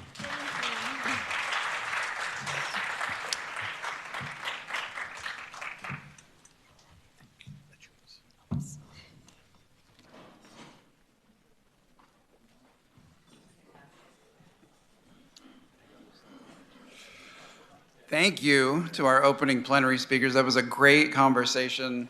We're going to take a break now. We're going to stay on break until 11:15, and then we'll be back here for our second opening plenary with state policymakers. And I was sitting next to Leslie and Anna, who are on that panel. I can hear their neurons firing. So that's going to be a great conversation, too. See you in half an hour.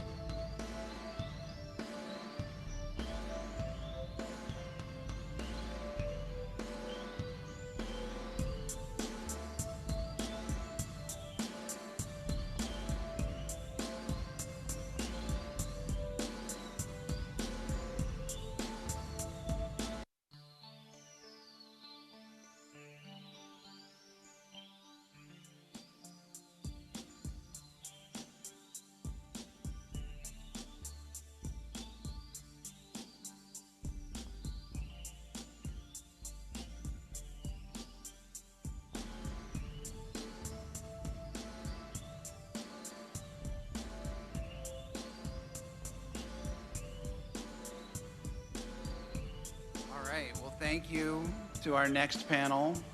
This is state policymakers, and I'm going to turn it over to Tiffany Smith, the Enterprise Program Advisor in the Office of Workforce Investment, to moderate. So thank you. Thank you, Steve. And as he mentioned, this is the Policymaker Use Cases panel, and it's an opportunity to hear from state policymakers on the specific challenges that they face and potential ways to address them. There was sort of a rule laid out earlier, I think, about mentioning New Jersey. Right. We'll call it the Leslie rule. So in addition, right now I work at ETA, but I am a proud former researcher at the New Jersey Department of Labor and Workforce Development. It's funny because during her panel, Justina mentioned like past bruises. She hired me there almost 20 years ago, and I think the bruises could refer to the fact that we used to use SAS to like actual SAS programming to get and extract data from flat files of job postings, sort of before the days of all of the easy tools that people use. So it's been a long time, and it's great being on a panel after seeing her earlier this morning. So with that, I am going to go ahead and start the session. We're actually going to do two things. One, do introductions, and two, answer a question that Kim Vitelli put to her panel yesterday, and I did in one of the breakout sessions, which was, what was your first job, and are there things from it that you still use? So I'll go first, and since I did this yesterday, I'm going to do a slightly different answer today, which is the first job that I had where I actually paid taxes. I had a summer job, summer after my senior year in high school and first year of college at the King County Mental Health Department in Seattle, Washington. And now looking back, the idea that I, as a 17, 18-year-old, was answering phones for people who were calling about their relatives or loved ones in mental health crisis, and like putting the call through to the social workers who were going to help them or doing filing. I think one of the main things I learned, though, was when you're in a job and it might not be exactly what your life plan is, you can think about other opportunities. There was also a mental health court. So for the second summer, I would run errands and deliver things to the mental health court, or I would help staff the mental health court and get to talk to the attorneys. Decided not to become a lawyer, but it was definitely an interesting experience. So introduce yourselves, and what was your first job? Good morning, everyone. Leslie Hirsch. Everybody knows who I am now because I'm from New Jersey Department of Labor, and I oversee data and analytics operations at the Department of Labor there in beautiful downtown Trenton, New Jersey. My first paid job as well that paid taxes on was working after my father's death, actually, in high school over the summers for, he owned a business that was a wholesale book distributor. So early supply chain management, pre-Amazon, sort of, pre-Amazon type of work. And I think the really big takeaway, more than anything, and I already expressed my anxiety about talking about this with Cynthia and Tiffany, but I'm going to share with you, I think it's a deeply personal one, and one that ended up being really driving a lot of the rest of my life, is that recognition that I was working for as the child of the boss, that I was interning with a cardiologist and an architecture firm because I was preparing for college, and I was on a very different life trajectory than all of the people I was working with. And most of my time I spent actually building boxes and taping the boxes, working with the guys in the back, so female in a fairly male area, but also just that awareness that we all are, we don't choose where we were born or who we were born to, and I was on a very different trajectory than they, and that I needed to be a lot more sensitive to that in the rest of my life and think about how people move differently through their lives and economically and through their own employment and career pathways. Hi, everybody. Good to see you. I am Annie Izod. I'm the Executive Director of the NC Works Commission. That is our state workforce development board in North Carolina. It is housed in the Department of Commerce, just for those of you who'd like to know our structure. This was a good question, and she actually asked me, should I really ask it? I'm like, yes, Tiffany, do ask that question. But I'm going to take you to the first job I got out of college, because I think it's important. I had an English degree and didn't want to go into teaching, right? So not sure where you belong there. We're going to work on that. So I went into a temporary agency to get a job. And funny story, I sat next to a woman who was dressed really well, hunting and pecking on the test for the typing test, because they test you on like reception skills. And I felt really bad for her, because in my mind I was like, oh no, something critical happened to her. Like, she is in here trying to get a temp job just like me. So I helped her with everything because I just felt bad, and she just took my help, so I did it. Later on to find out, she was actually a secret shopper and actually owned the temp agency. So good thing I was so nice that day. And so she offered me a job as a recruiter, and she said part of the reason was I had a bachelor's degree, and she said, and you're so good with people, you should do it. Now here's where, full circle, why I think it was important for me. In the late 90s, I'm going to go ahead and age myself there, it was full employment time. Everybody who wanted a job had a job back then, and those that didn't came into temp agencies, a lot of them, to find jobs. And the reasons why they weren't employed were not always obvious, right? There were some intangibles there. Maybe you're missing a few skills. Maybe you needed someone to mentor you. Maybe you needed to find out what the bus schedule was. And so I felt like for my job, I had to help them get all those things. And that really put me on a path of, what do we do to support people? How do we get them into better lives? What kind of jobs, what kind of skills do they need to stay in those jobs and then be successful? So I'm glad you asked that question, because it sort of started me on my path, and that's it. Hello, my name is Anna Hugh. I'm the director of the Missouri Department of Labor and Industrial Relations, and my job got a little more interesting right before Christmas. My governor gave me the other duties assigned to oversee the replanning process of the state's replacement of all of their ERP functionality. So from budgeting to accounting and finance, procurement, hiring, training, and all the way up to payroll. So doing 2 jobs right now, but I will say it has been a pleasure to work with the team here. I'm planning for the project. It's given me something else to think about, go back to a job that I'm a little more familiar with, but I'll answer Tiffany's question in the sense of also kind of my first real paying job, right? It actually was an internship. I had finished my first year of law school and thought for sure I was going to get an internship through the governor's internship program to work with an agency and probably their legal counsel office. So I was very surprised when they assigned me to actually helping with vocational rehabilitation. And I'm like, why? They're like, well, because your bachelor's is in psychology and you actually had pretty strong marks in your counseling psychology classes. So we'd like to put you in this spot, and they really need your help. I'm like, okay. Well, I got to learn a little bit about the job in the organization and the folks who they help, both mentally and physically challenged individuals, find work again, right? And 2 weeks in, my supervising counselor had a nervous breakdown. So they asked me to take over his caseload. And so what I learned in that job was, how do you just be present and available, listen to, those around you, but also trust your gut on things too.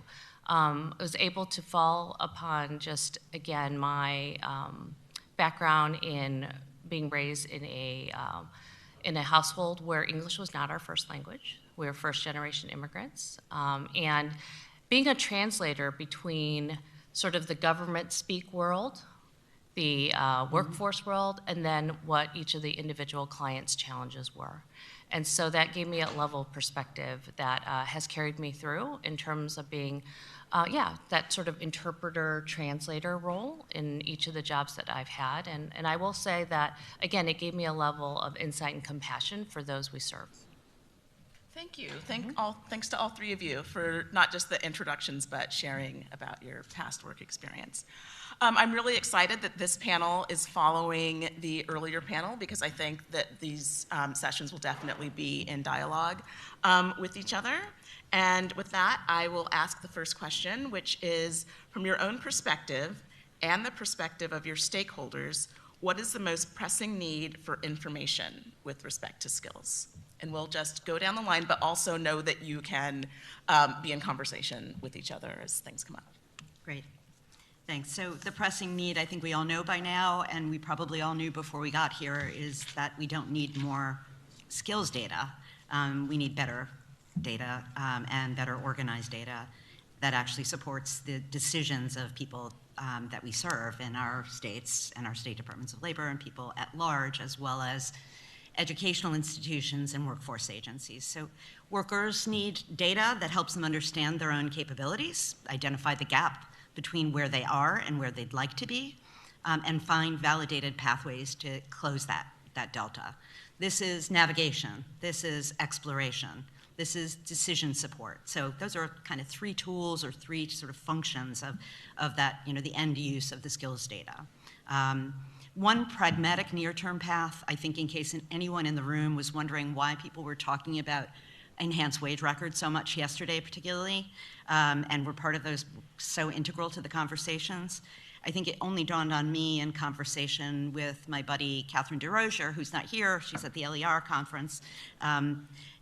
We discussed that enhanced wage records, UI wage records, can be the foundation and seed for portable skills records, these LERs that we've been talking about. So we can be, if we have occupation on the enhanced wage records, we also have a sense of what people are actually being paid, not just sort of the whole quarterly wage, but their hourly wage and how many hours they're working, that we can pre-populate using the data that we have, using good skills data and the association between skills and occupations, we can pre-populate those records with occupation and skills and let people own those records themselves, curate and add credentials. I'll leave it to the others who know a lot more about validating those credentials, but obviously validated credentials. And then I think essentially that's turning administrative infrastructure into a real foundation for LERs. Colleges, training providers, employers, and workforce agencies all need skills data too, as we know, but at a level of granularity and currency that what we now provide out of our labor market shops just doesn't meet.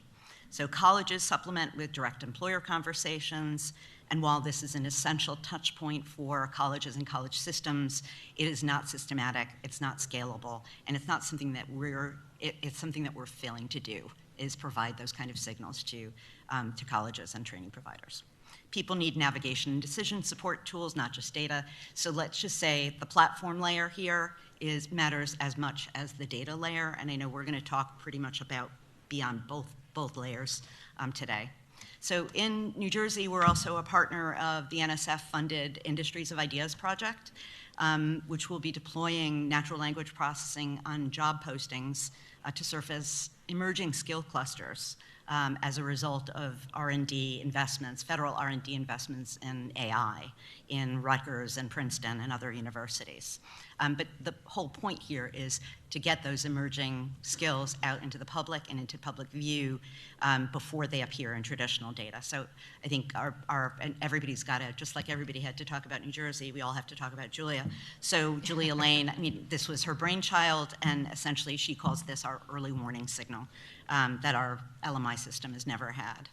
One of the panels yesterday, Ben Zweig of Revelio, surfaced a translation problem. Also, we've heard that. It's running through a lot of the conversations we've had. Workers think of skills or personal attributes, skills as personal attributes. Educators think of learning objectives. Employers think in work activities and tasks. So current matching systems treat skills like a bag of words, let's be honest. You have a keyword, I have a keyword. They match, great. But that misses how skills actually relate to one another. Justina Sala did such a beautiful job explaining that we have the technology to be able to transfer across those contexts and open up adjacent opportunities for people. So here's where I think one thing that I'm going to contribute that may be unique to our discussions so far.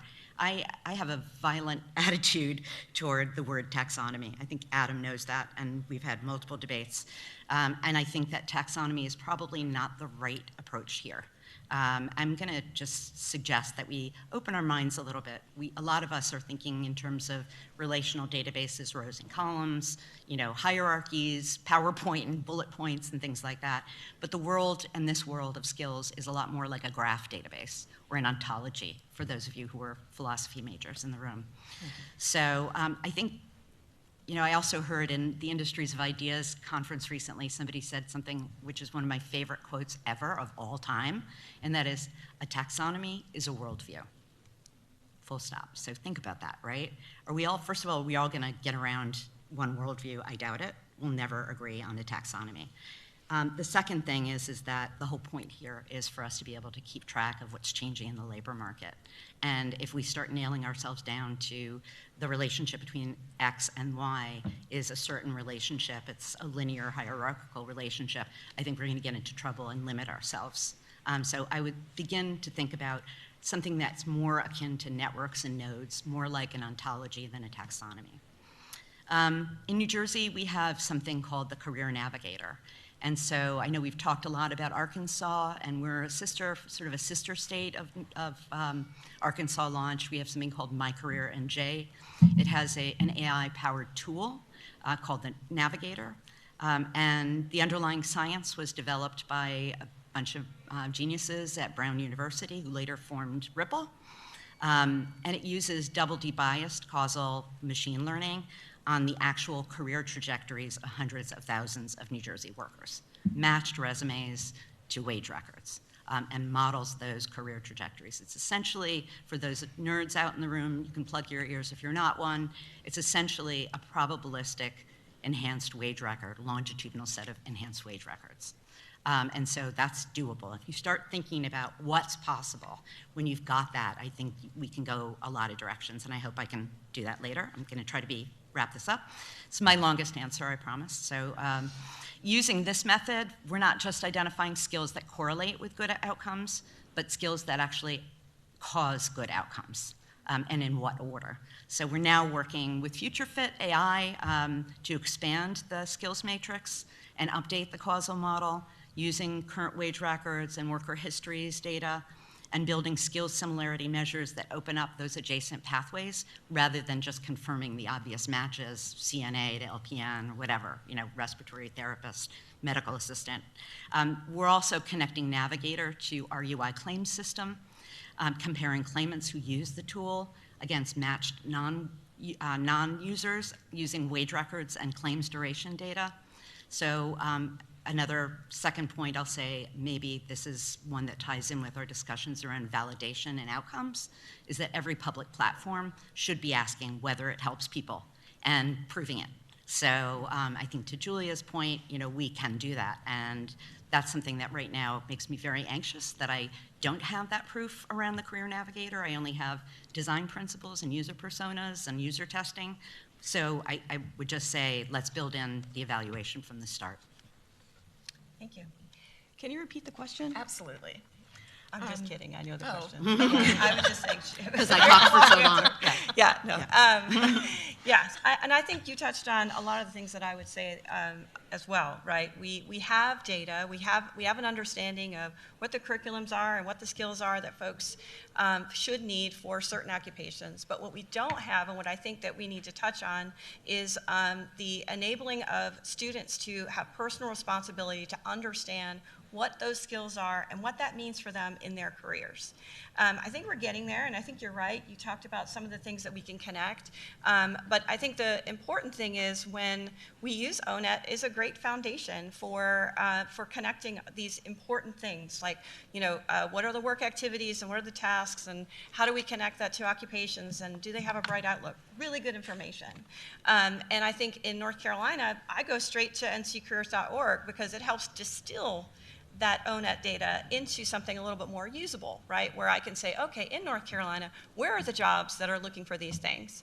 What's missing is, and when we think about how folks apply for jobs, we look at what the job description is and we say, okay, I think you need these skills, and then they actually send it out to the employer, really hoping they're matched.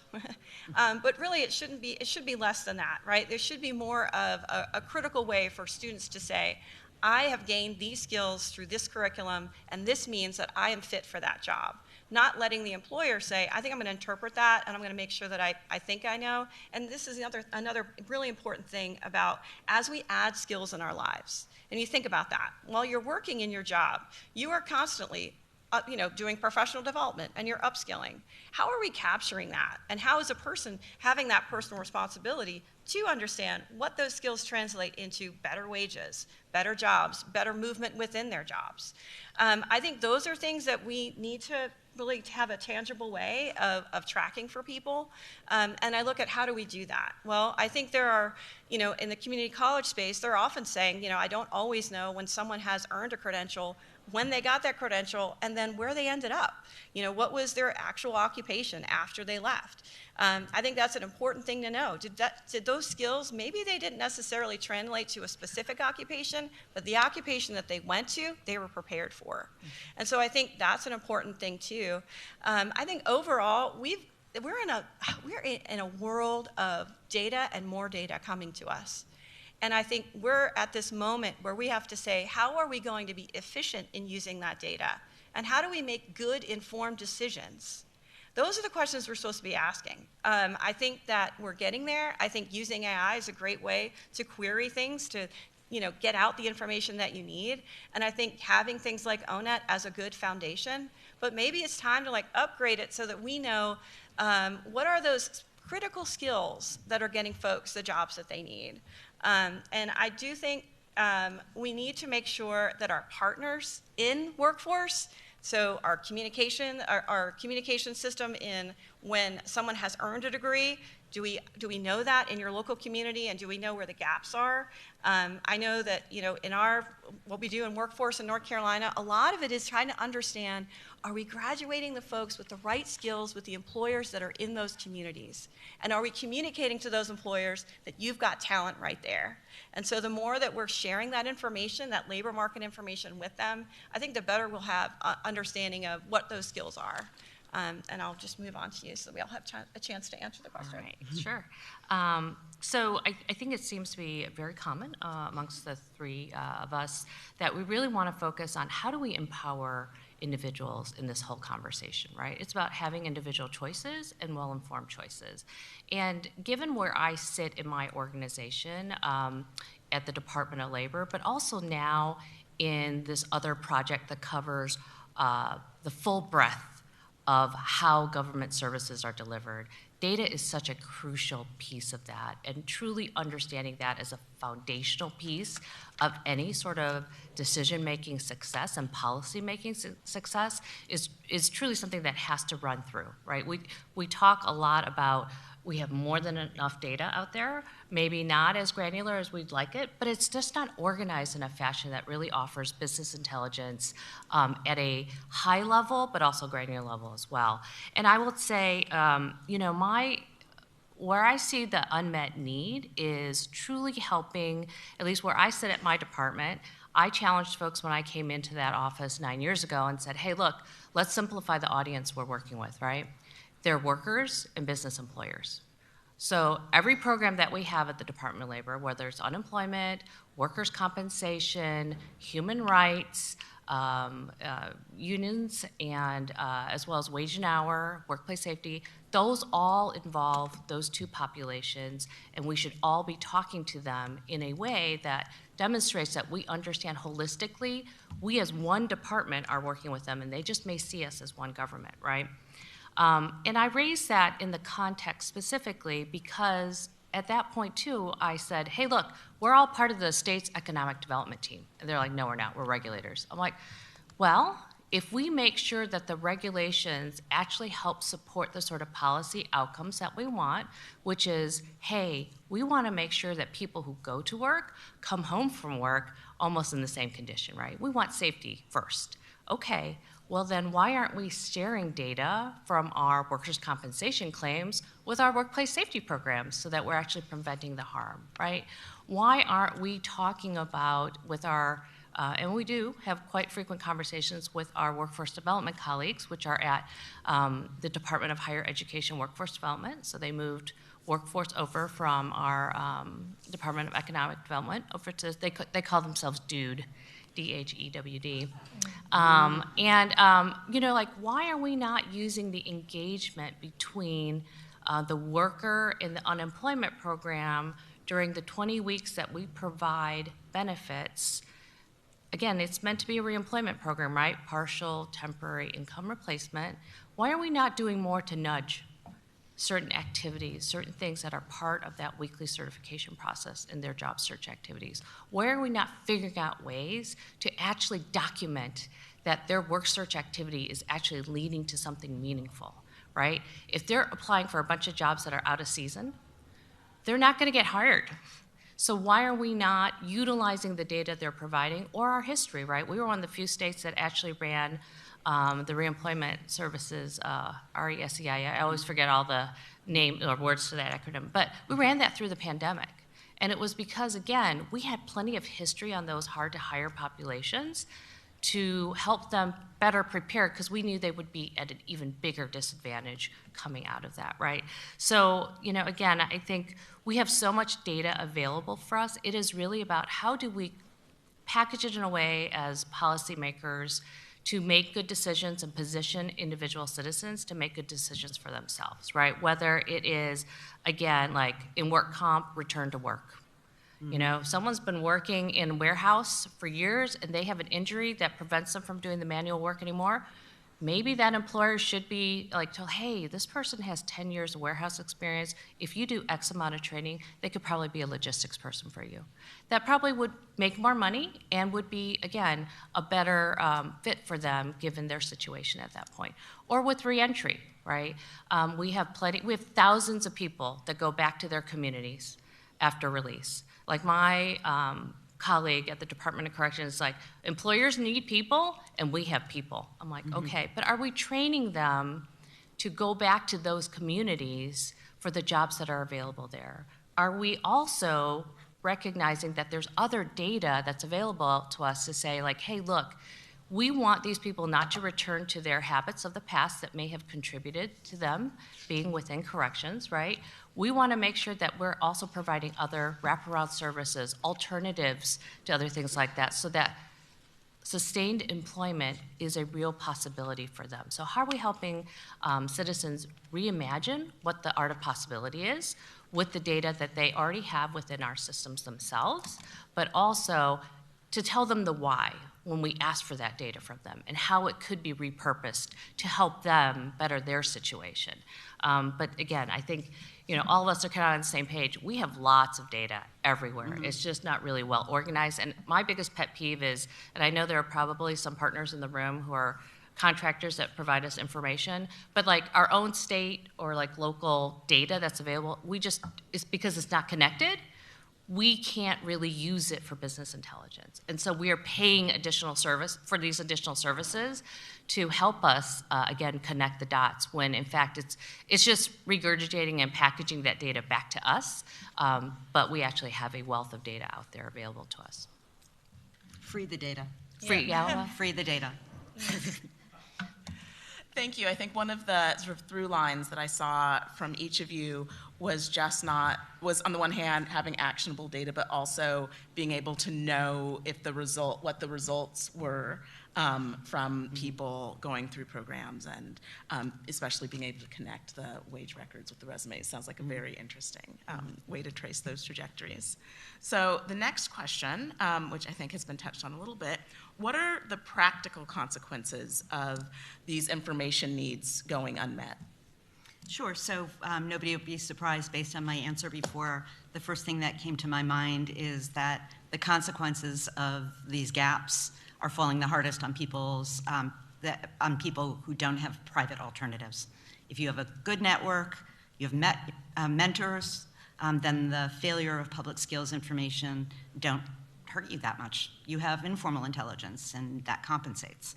So workers making retraining decisions without mentors, students in under-resourced schools, first-generation community college students, they're navigating consequential financial life and death kinds of decisions with information that is years out of date and not grounded in evidence. So second, I'd say counselors and case managers can only be as good as the information they have. You know, I had several years in one of the largest community college systems in the United States, and one thing I really noticed in that, and also in that high school system, a lot of guidance counselors don't know labor market information. That's not what they did for a living. Mm-hmm. And because of our College for All push over the past 20 years or so, probably longer than 20 years, I think they also are really not, they were not actually required to, even though it was, I think it ended up being a tremendous disservice to the people that they served. So tools like Navigator that we have, or Arkansas Launch, aren't just for workers navigating alone. They help the people who help the people. They help counselors and have better informed conversations.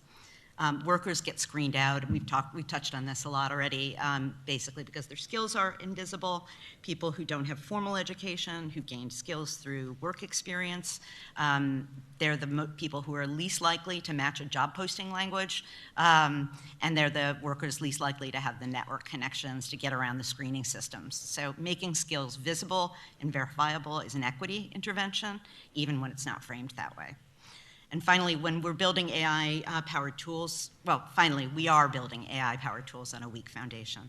I say that partly just to be provocative, but I think we all need to just sort of own it at the moment. The underlying skills data is imprecise, it's proprietary, we have to pay for it, and it's disconnected from outcome evidence. The AI on top of it will necessarily reproduce and amplify those flaws in ways that are hard to see and much harder to audit. So a tool producing biased recommendations at scale without a feedback loop to catch errors can do real harm before anyone notices. Was that a clap? Yay, all right, all right, all right. Well, let's just shout out the NIST risk framework. Everybody, if you don't know it, go look for it, because I think it's very underattended for those of us who are working with AI in state government.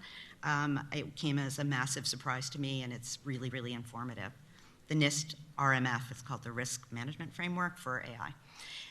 This infrastructure should be a public good. So I'm not saying anything new. I think we've all said it, but I'll just give you a different swing on this, or a different angle on it.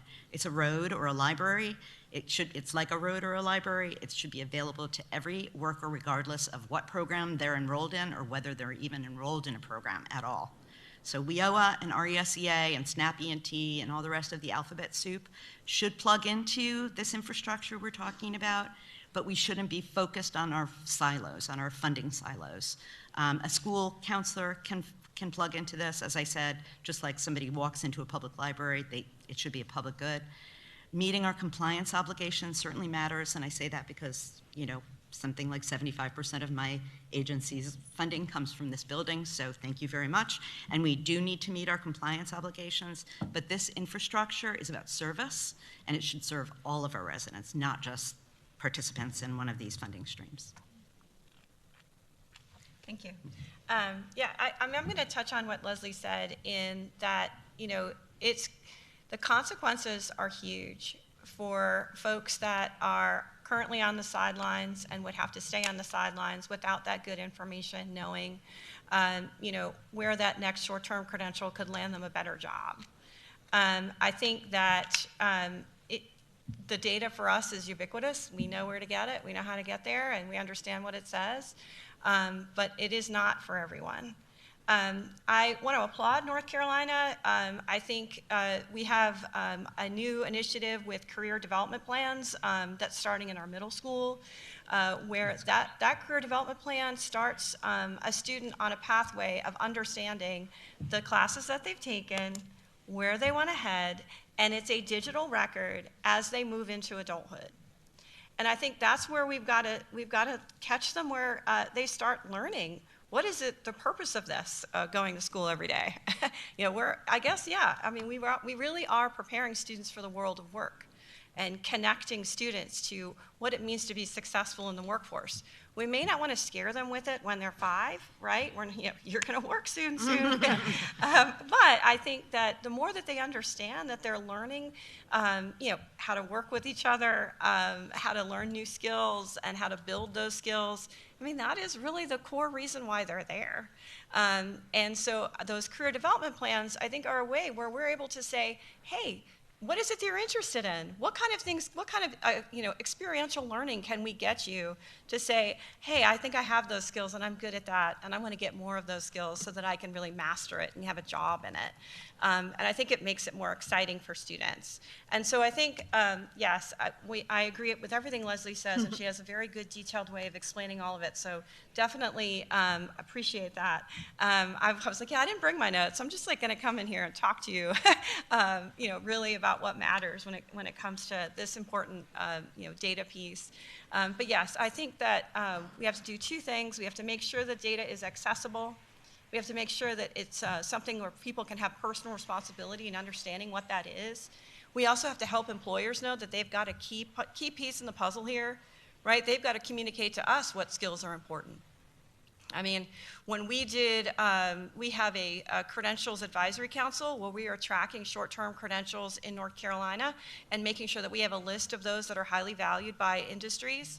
And we went and had all these really great industry by industry conversations where I talked to HR folks and said, hey, when you hire someone, what are the skills? And I'll tell you what, even in the IT industry, it was 10 different answers. They really aren't really sure. I mean, it's, so we've got to help them understand that data that we have and what that means for them. And so I think that's a critical piece as well. But I do want to leave with, we've got to start with educating our youth, having them really be a part of understanding what it is that they're getting and where their trajectory is going earlier, and then they can carry that digital record with them all the way through. Oh, to follow both of you. So I think, again, going back to a common theme is the why, right? So when I think about data collection in general, I think states and local governments get the short shrift on that, right? Federal government would never have that information if states and local government weren't in that place to actually collect the data to begin with. But we don't often do a good job of talking through and explaining to the citizens who we're collecting the data from, and to our frontline staff who are actually doing the data collection. And so they don't understand why, when you really want when you want a 9-digit zip code and they're only giving you 5, what that might limit you in your ability to understand something, right? Or when you have a conversation with small businesses who maybe only have 50 employees or less, why collecting these additional data sets in your wage record filing with us would be helpful to them in the long run. Be like, well, we could probably get to a much more detailed understanding of what your actual business needs. You may not need to fill positions very often because you're a small business, but when you do, it makes even more impact, right, when you have the right information. So I think that is a huge consequence of not kind of explaining that bigger context of how those data pieces fit in and how it really truly is a piece of empowering individuals to make good decisions for themselves.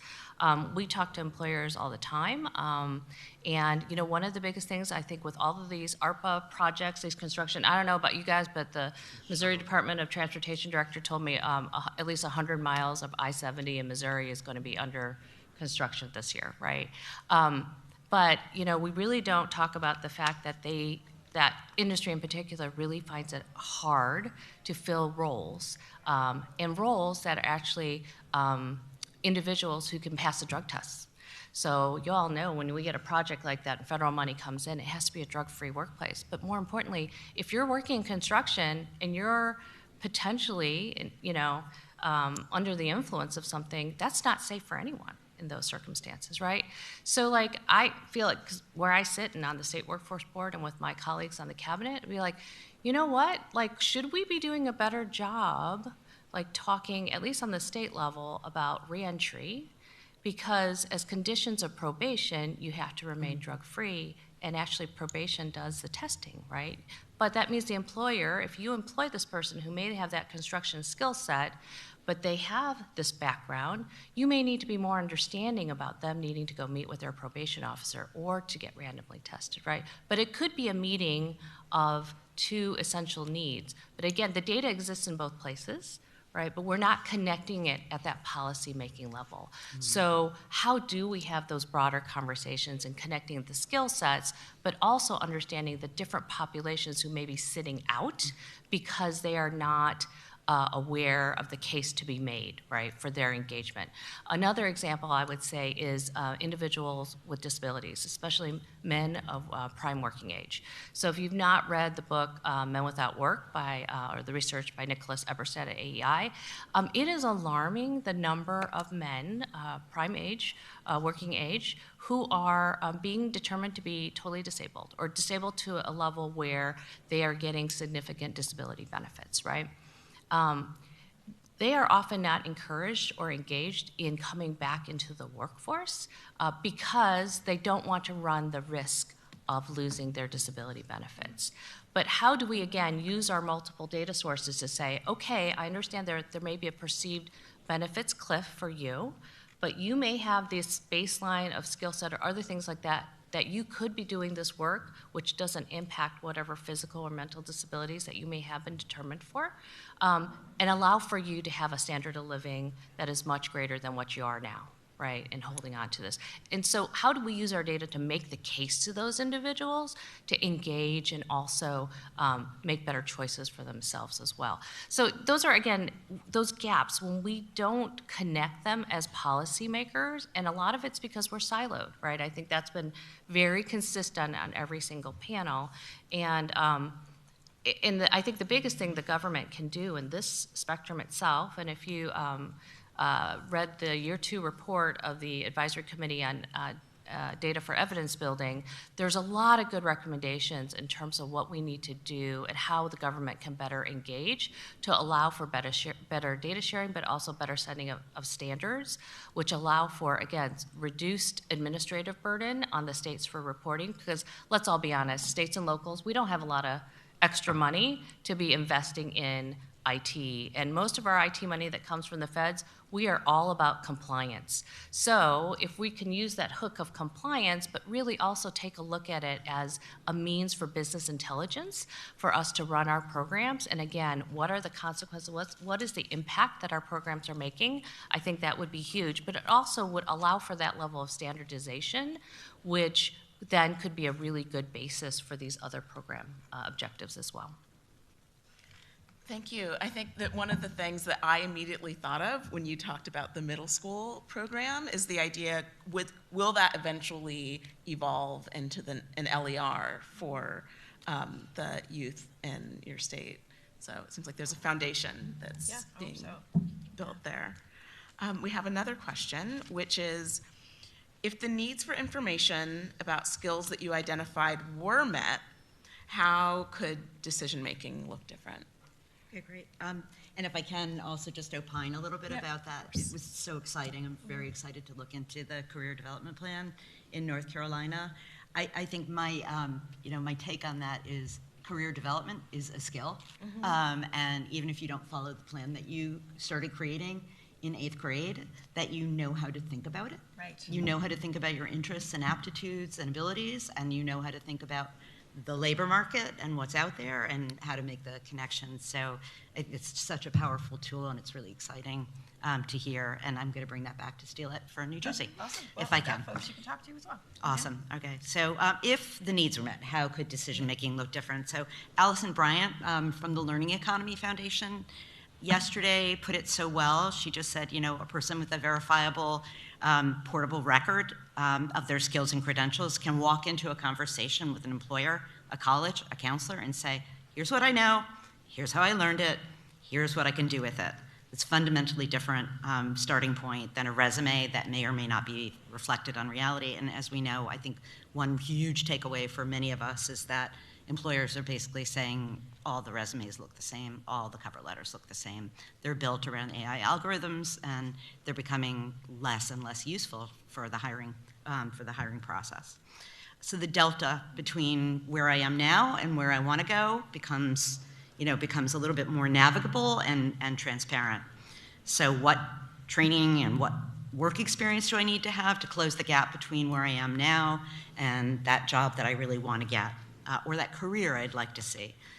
What does it cost? What are the realistic wage outcomes on the other side? So those are answerable questions for everyone if we get this infrastructure right. So right now, for most workers, those are not answerable questions. Training providers can get ahead of demand instead of chasing it, or in many cases, I think many of us know, no offense to you education providers out there, you think you can lead demand. Doesn't work that way, sorry. It's probably the one hobby horse that I get up on every conference panel that I'm able to be on, is that demand leads supply, and training providers need to really have a handle on what that actually means. So employers can also hire against actual skills rather than proxy credentials. Counselors can say, based on what I know about you and your profile and your skills and your education and experience, here's what actually produces outcomes. Here's what I recommend. Here's a good next step for you, and here's why. So to Jason's point, I think for public agencies, public investment gets smarter when feedback loops are closed. So we fund a lot of things in the workforce system whose effectiveness is, and I'll be generous here, unknown at best. The UI linkage, the UI wage record linkage, and the UI claims linkage for our career navigator is one of those examples of a feedback loop that we can be building into our tools. And then Matt Siegelman from Burning Glass Institute also made a point that for me was a very original insight, but I think I've heard it in different venues, in different panels. That was evidentiary standards for skills-based tools shouldn't be one size fits all. So the bar for curriculum planning is qualitatively different from the bar for a tool, say, advising a person coming out of prison what is the next training that they should take to get a job. And the evaluations of these should be independent, not conducted by vendors, the vendors who are being assessed. Oh, thanks. I think I'm going to pivot a little bit and let us think about how important it will be for us to really have a good handle on skills data when AI really does do the disruption that they say it's going to do. We meet with employers all the time where we just want to ask, so how do you think AI is going to affect the way that you guys do day-to-day work? And they're not quite sure. They have some nebulous ideas, and they're kind of moving towards that. But we've got to figure that out, right? Because we want to keep our folks employed. I don't want people to lose jobs. I want people to actually stay in jobs and then make money while they're in their jobs, right? And that's how we grow the economy. We don't grow the economy with everybody losing a job because of AI.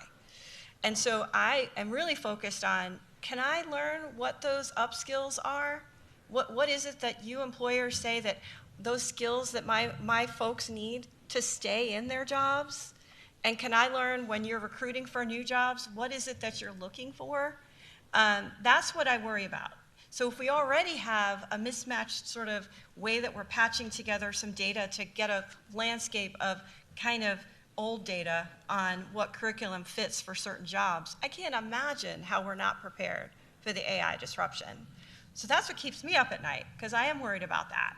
I think we're getting better in having universities really taking on some of this challenge of creating some majors that are wrapped around AI skills. And I think we talk about what we could do with AI in all of our jobs, but we've got to work with employers to say, hey, these are the short-term credentials or the short-term skills we're going to get folks to learn at community college space or a private training space so that people can stay employed.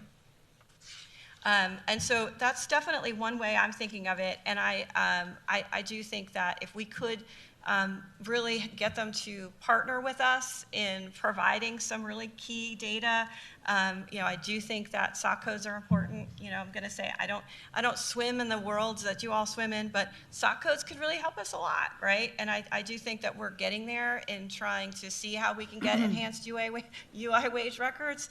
Not an easy task for a state that's very friendly to businesses, and we don't really like to ask a lot of them. But if we can find a way to make sure that it's a compliance thing and they do it, I think that will help us. I think it will help us make more informed choices.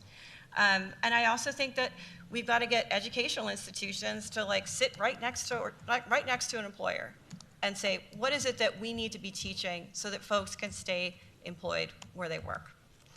We don't want you to shrink your labor force because you're not really quite sure what skills they need.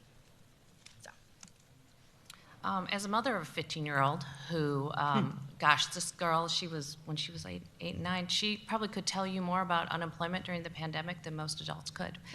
But my worry for her is, yes, AI has pretty much infiltrated every aspect of our lives, right? And of their engagement, their education, their outlook, their mindset. But it's also very much narrowed their worldview with technology, right? I mean, think of the algorithms when we get in and do any sort of search. It's based on what you've put in before. And so how do we develop this sort of, not taxonomy, but ontology of skills that helps them understand both like what are the things that you can learn to do and that are going to be transferable over time, and what are inherent human qualities that you need to have as well, right? So that they're not necessarily a skill that's necessarily to be taught, but like having that sober, open mind, understanding how to take risk. You know, what are things that you need to filter? Like, so my risk assessment may require a lot more data to help me feel comfortable with making a decision because of the level of decision I may be making, the impact on the number of people, but somebody else's decision may not require that much detail, right? So it is, again, that balance between how do we identify these things, but also how do we recognize some of these inherent human traits that we cannot let go by the wayside, right? Having that level of emotional intelligence, reading the room, not being on your device all the time because not everybody works in that world, right? So having that sort of eye contact, how do you develop trust, things like that. Those are things that I don't feel are necessarily part of the ONET conversation, but I think need to be. So how do we balance those things that we could really identify concretely and help gear our training, our education, our credentials towards? But also, how do we help our incoming workforce understand their humanity and why it's important to cultivate those aspects in terms of their ability for long-term sustained employment as well. And one little thing, in North Carolina, I mean, obviously I'm going to tout the things that we do at our state because we're so great. But we do have a initiative called Portrait of a Graduate, where we have 7 durable skills, which we're calling them durable. People call them employability. But really these are the skills that, keep them durable throughout, their careers. And we are working with practitioners to find out how do we measure critical thinking. Right. And, through their classwork, and make sure that we have a way of saying, hey, at the end of this grade, you've really improved in your collaboration skills and your critical thinking skills. Because we know those durable skills are the ones that are going to keep those folks employed, staying in their jobs, having good lives, because that's really important. Thank you. So this made me think of the panel that I moderated yesterday, which included an economist from OpenAI, and one of the things that she mentioned, her name's Alex Richmond, or I think I missed her yeah, Alex Martin Richmond. She mentioned that one of the things they found is that with automation, there's actually other skills that become even more important, and I think that definitely speaks to some of the things that you were saying. Yep. Yeah. So we have another question, and that is, because we have a bit more time left, what do you see from where you sit the role is for the federal government, DOL and our partners, philanthropy, and those types of funding, as well as within your states? Okay, I have a laundry list, and I'm going to try to keep it short, but I think those of you who are familiar with Tim O'Reilly's work, he's a big civic innovation genius. He published something called The Government as a Platform. That's the frame that I approach this with, is that I think the proper role for the federal government is to create the rails, don't run the trains. do what you're doing today, do more of it. Convene it and mean it. I think that's just beautiful, that what we're doing here, and I think it's really valuable. I think you're all going to be coming back and sifting through. You'll probably need to iterate over that process as we, focus down on different user personas or different use cases, depending on what approach you end up taking. And we'll need to do that continuously. You have unbelievable minds in this room. I can't believe how energized I am by the technology conversations, the LER conversations, the genius economist conversations, and the business conversations. And I'd say, fund the basic science, establish standards for interoperability, go solid. Scott's not here, so I can't get kudos from him. But I think all of us know now, right? I'm not going to try it again, but all of us know what solid is. Okay, and then I think this is another one that maybe, I heard that somebody mentioned this yesterday, and so I hope I'm not the lone stranger out here saying it now, is let's rethink ONET, not just modernize it. So, tech vendors who I work with have sort of a lingo, and they use solution as a verb. So they say, don't solution before you've even identified what the problem is. Let's not pre-solution this. I do think ONET is an unbelievable resource.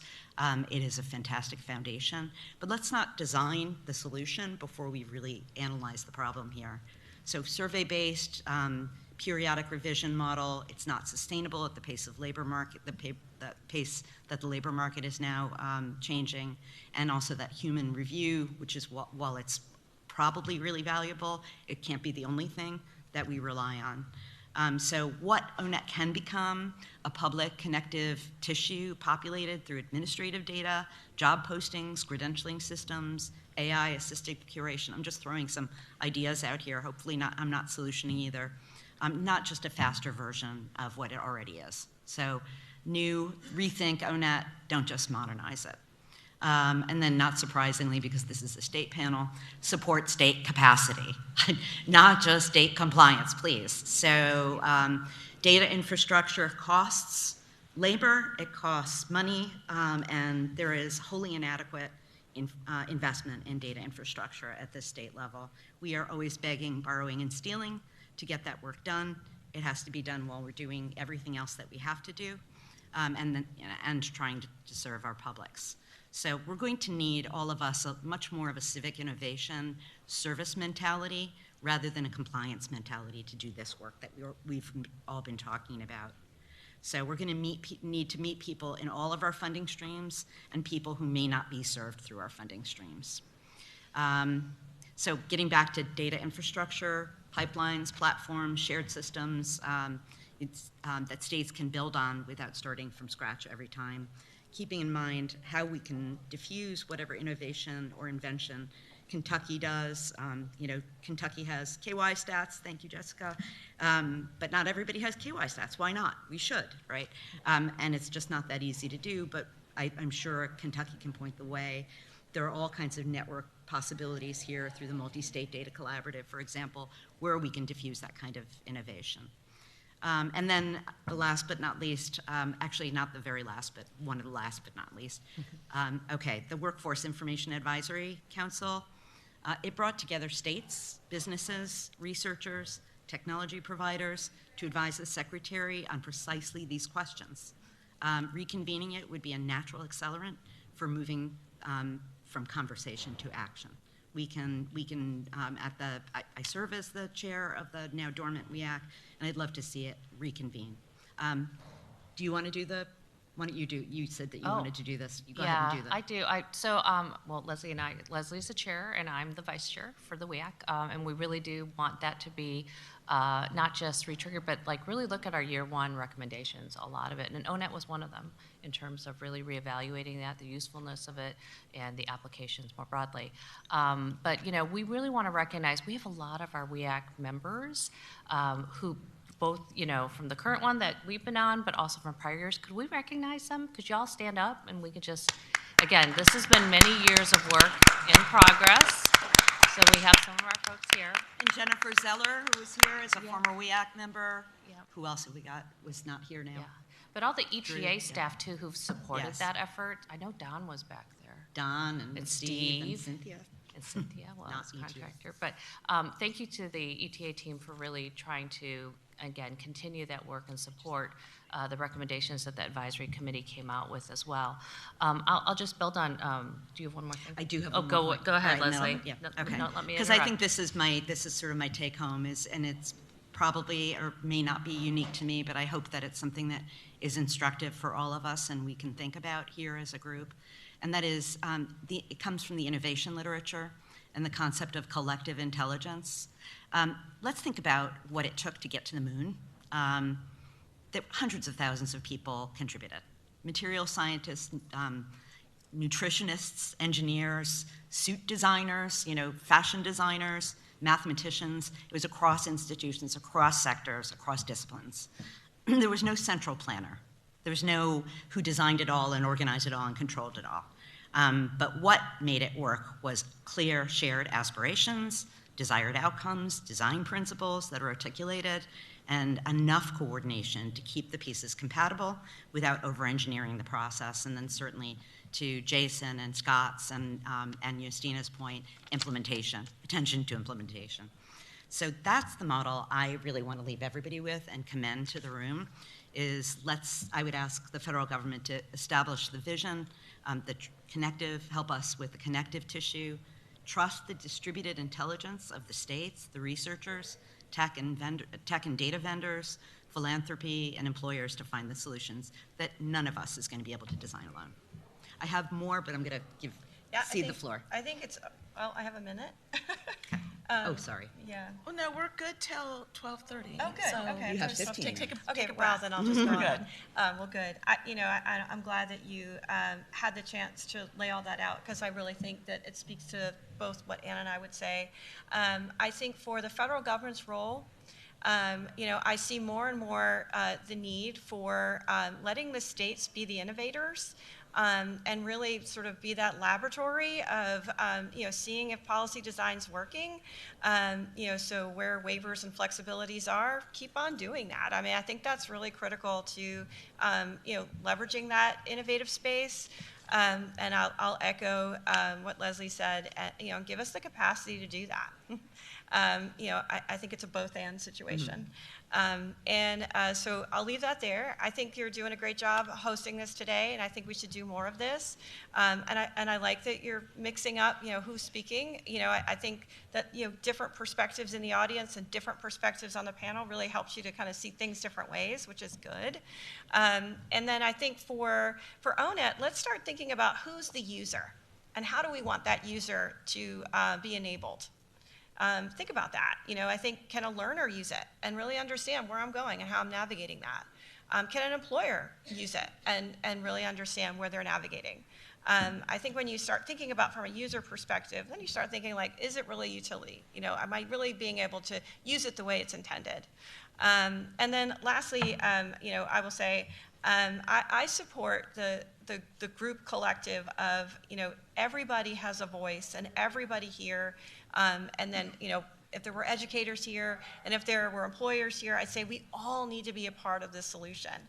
Because we all need data. We all need data for our own reasons, but the mission is still the same, right? That North Star goal is really to get folks into lives that are thriving and have a successful business and to make sure that educators are teaching that, the next big thing. So we see that. And truthfully, you can't track it and there's no evidence for it if you don't have good data. So that's what I will say. I thank you for inviting me today. This has been really fun. But I'll move to you. Sure. I think what Oliver's saying is we need to measure what matters, right? And so we have a lot of data everywhere, but it's not really, again, making that point of why does it matter that we have all this data? Why does it matter that we have all these different sources that aren't connected and are siloed? And so maybe we need to go back to focus on the people, right? The last panel talked about that people are ultimately the outcome, right? The data reflects the people, but also how do we help the people make their decisions? utilizing the data that we have about them. And I will say, you know, I've always been one, my parents used to tease me that I went to college, but I really majored in extracurriculars. I did. And so, like, even with my regular job now, over the programs that we do have, I'm also very involved in a number of national organizations like National Association of State Workforce Agencies, NASWA, the International Association of Industrial Accident Boards and Commissions, so that's like International Worker Safety and Work Comp, and the National Association of Government Labor Officials, NAGLO. And when you sit down with these top-level administrators, policymakers, we all come to the same conclusion is we need to have better information to better help the citizens that we're trying to serve, and also better make the case to them of why their engagement with the programs and services that we offer really will make a difference for them, right? And so we need to prove that case to not just the public that we're serving, but to our funders. And who's that? That's Congress and our General Assemblies, right? They're the ones who have the power of the purse strings. So without the data to support the sort of work that we're doing in that way, we can't make that case as well. And so that's where, you know, again, we've talked a lot about enhanced wage records. As the administrator over the state UI program, we don't have any effing money to do that. I'm just gonna be frank. UI money, admin dollars, are spent on making sure that we are focused on the UI operations. But we also need to remind ourselves that UI's impetus, if you look at the Social Security Act, is really about reemployment. So let's figure out how do we connect those dots in a meaningful way as two sides of the same coin, which is to help people get back to work, at least on the UI side, and on the workforce development side, get into work and hopefully be sustained in their employment, right? So that is where, again, we need to figure out how do we connect our dots in that way about the data that we're collecting, how it's gonna drive better public good, but also how do we lower the hurdles and challenges that government puts in our own way. So I did mention the Advisory Committee on Evidence, Data for Evidence Building. One of our big recommendations was about the lawyers. As a lawyer myself, I can kind of talk about this. We love to dissect everything, and I love it when people come to me, it's like, well, we can't do that. It's against the law. And I'm like, okay, well, could you show me where it is in the law? Where it is in the regs, you know, again, Constitution, statute, regs, right? And then you get to process, or procedure, or policy and process, right? And it is hard when the lawyer confronted with that question is like, well, that's how we've always interpreted it. That's how it's always been carried out. That is how we framed our regulations based on this interpretation. I'm like, okay, well, when did the interpretation happen? They don't remember. It's not documented in a way that way. So I think this is our opportunity to really reevaluate what is the public good. And that is, again, when we talk about multi-state data collaboratives, which NASWA helps to run, and I'm current chair for that, it is about data for public good. So I think that is something that we can all center around as a vision. It is data for public good, but how are we driving that vision? How do each of us have a stake in that in this room, right? And how do we make sure that the federal government is clear about, again, what does it really take to get some of the things done? And at the end of the day, it's about money, right? People will make better choices for themselves if we can make the case for them that, you know what, maybe hanging on to your disability payment isn't going to make your life better, because actually we have the data to show you if you do X, Y, Z, it could improve your situation, right? Or we, again, show, I mean, I know, I probably shouldn't say it. I don't know, Steve, I told you, DOGE, okay. DOGE raised the visibility of government data into the public consciousness. Not quite like checking the weather every day before you leave, right? But it did raise the attention of the fact that, wow, we have a lot of data out there, which can do a lot of different things, both good and bad. But how are we then harnessing that public recognition of the data that is available out there, and how is it being used to drive that public good? Thank you, Anna, Annie, and Leslie. I think this really has been a great way to see how things actually work at the state level and what matters. And I'd like to give them all a round of applause.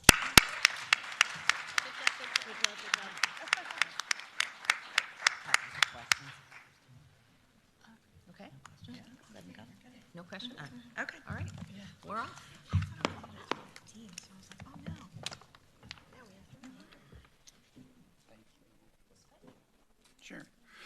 Thank you very much to our panel. Two great conversations this morning to lead us into lunch and into more good conversation this afternoon. Just to give you a little preview, we're going to go to lunch now. We'll be there through 1:30. The breakouts are again on the 3rd and 5th floors. The 3rd floor breakout is going to be the employer perspective. 5th floor, we're looking at the workforce system and job seeker perspective. Those sessions go from 1:30 to 2:45. We'll take a break. And then on the 3rd floor, we'll have the education and training perspective at 3:15 and technical solutions panel on the 5th floor. And then at the end of the day, we'll come back down here for a quick wrap up between like 4:45 and 5 o'clock. And then that's a wrap. So go to lunch, everybody, and thank you again to our speakers and our moderators this morning for great sessions. Another round of applause.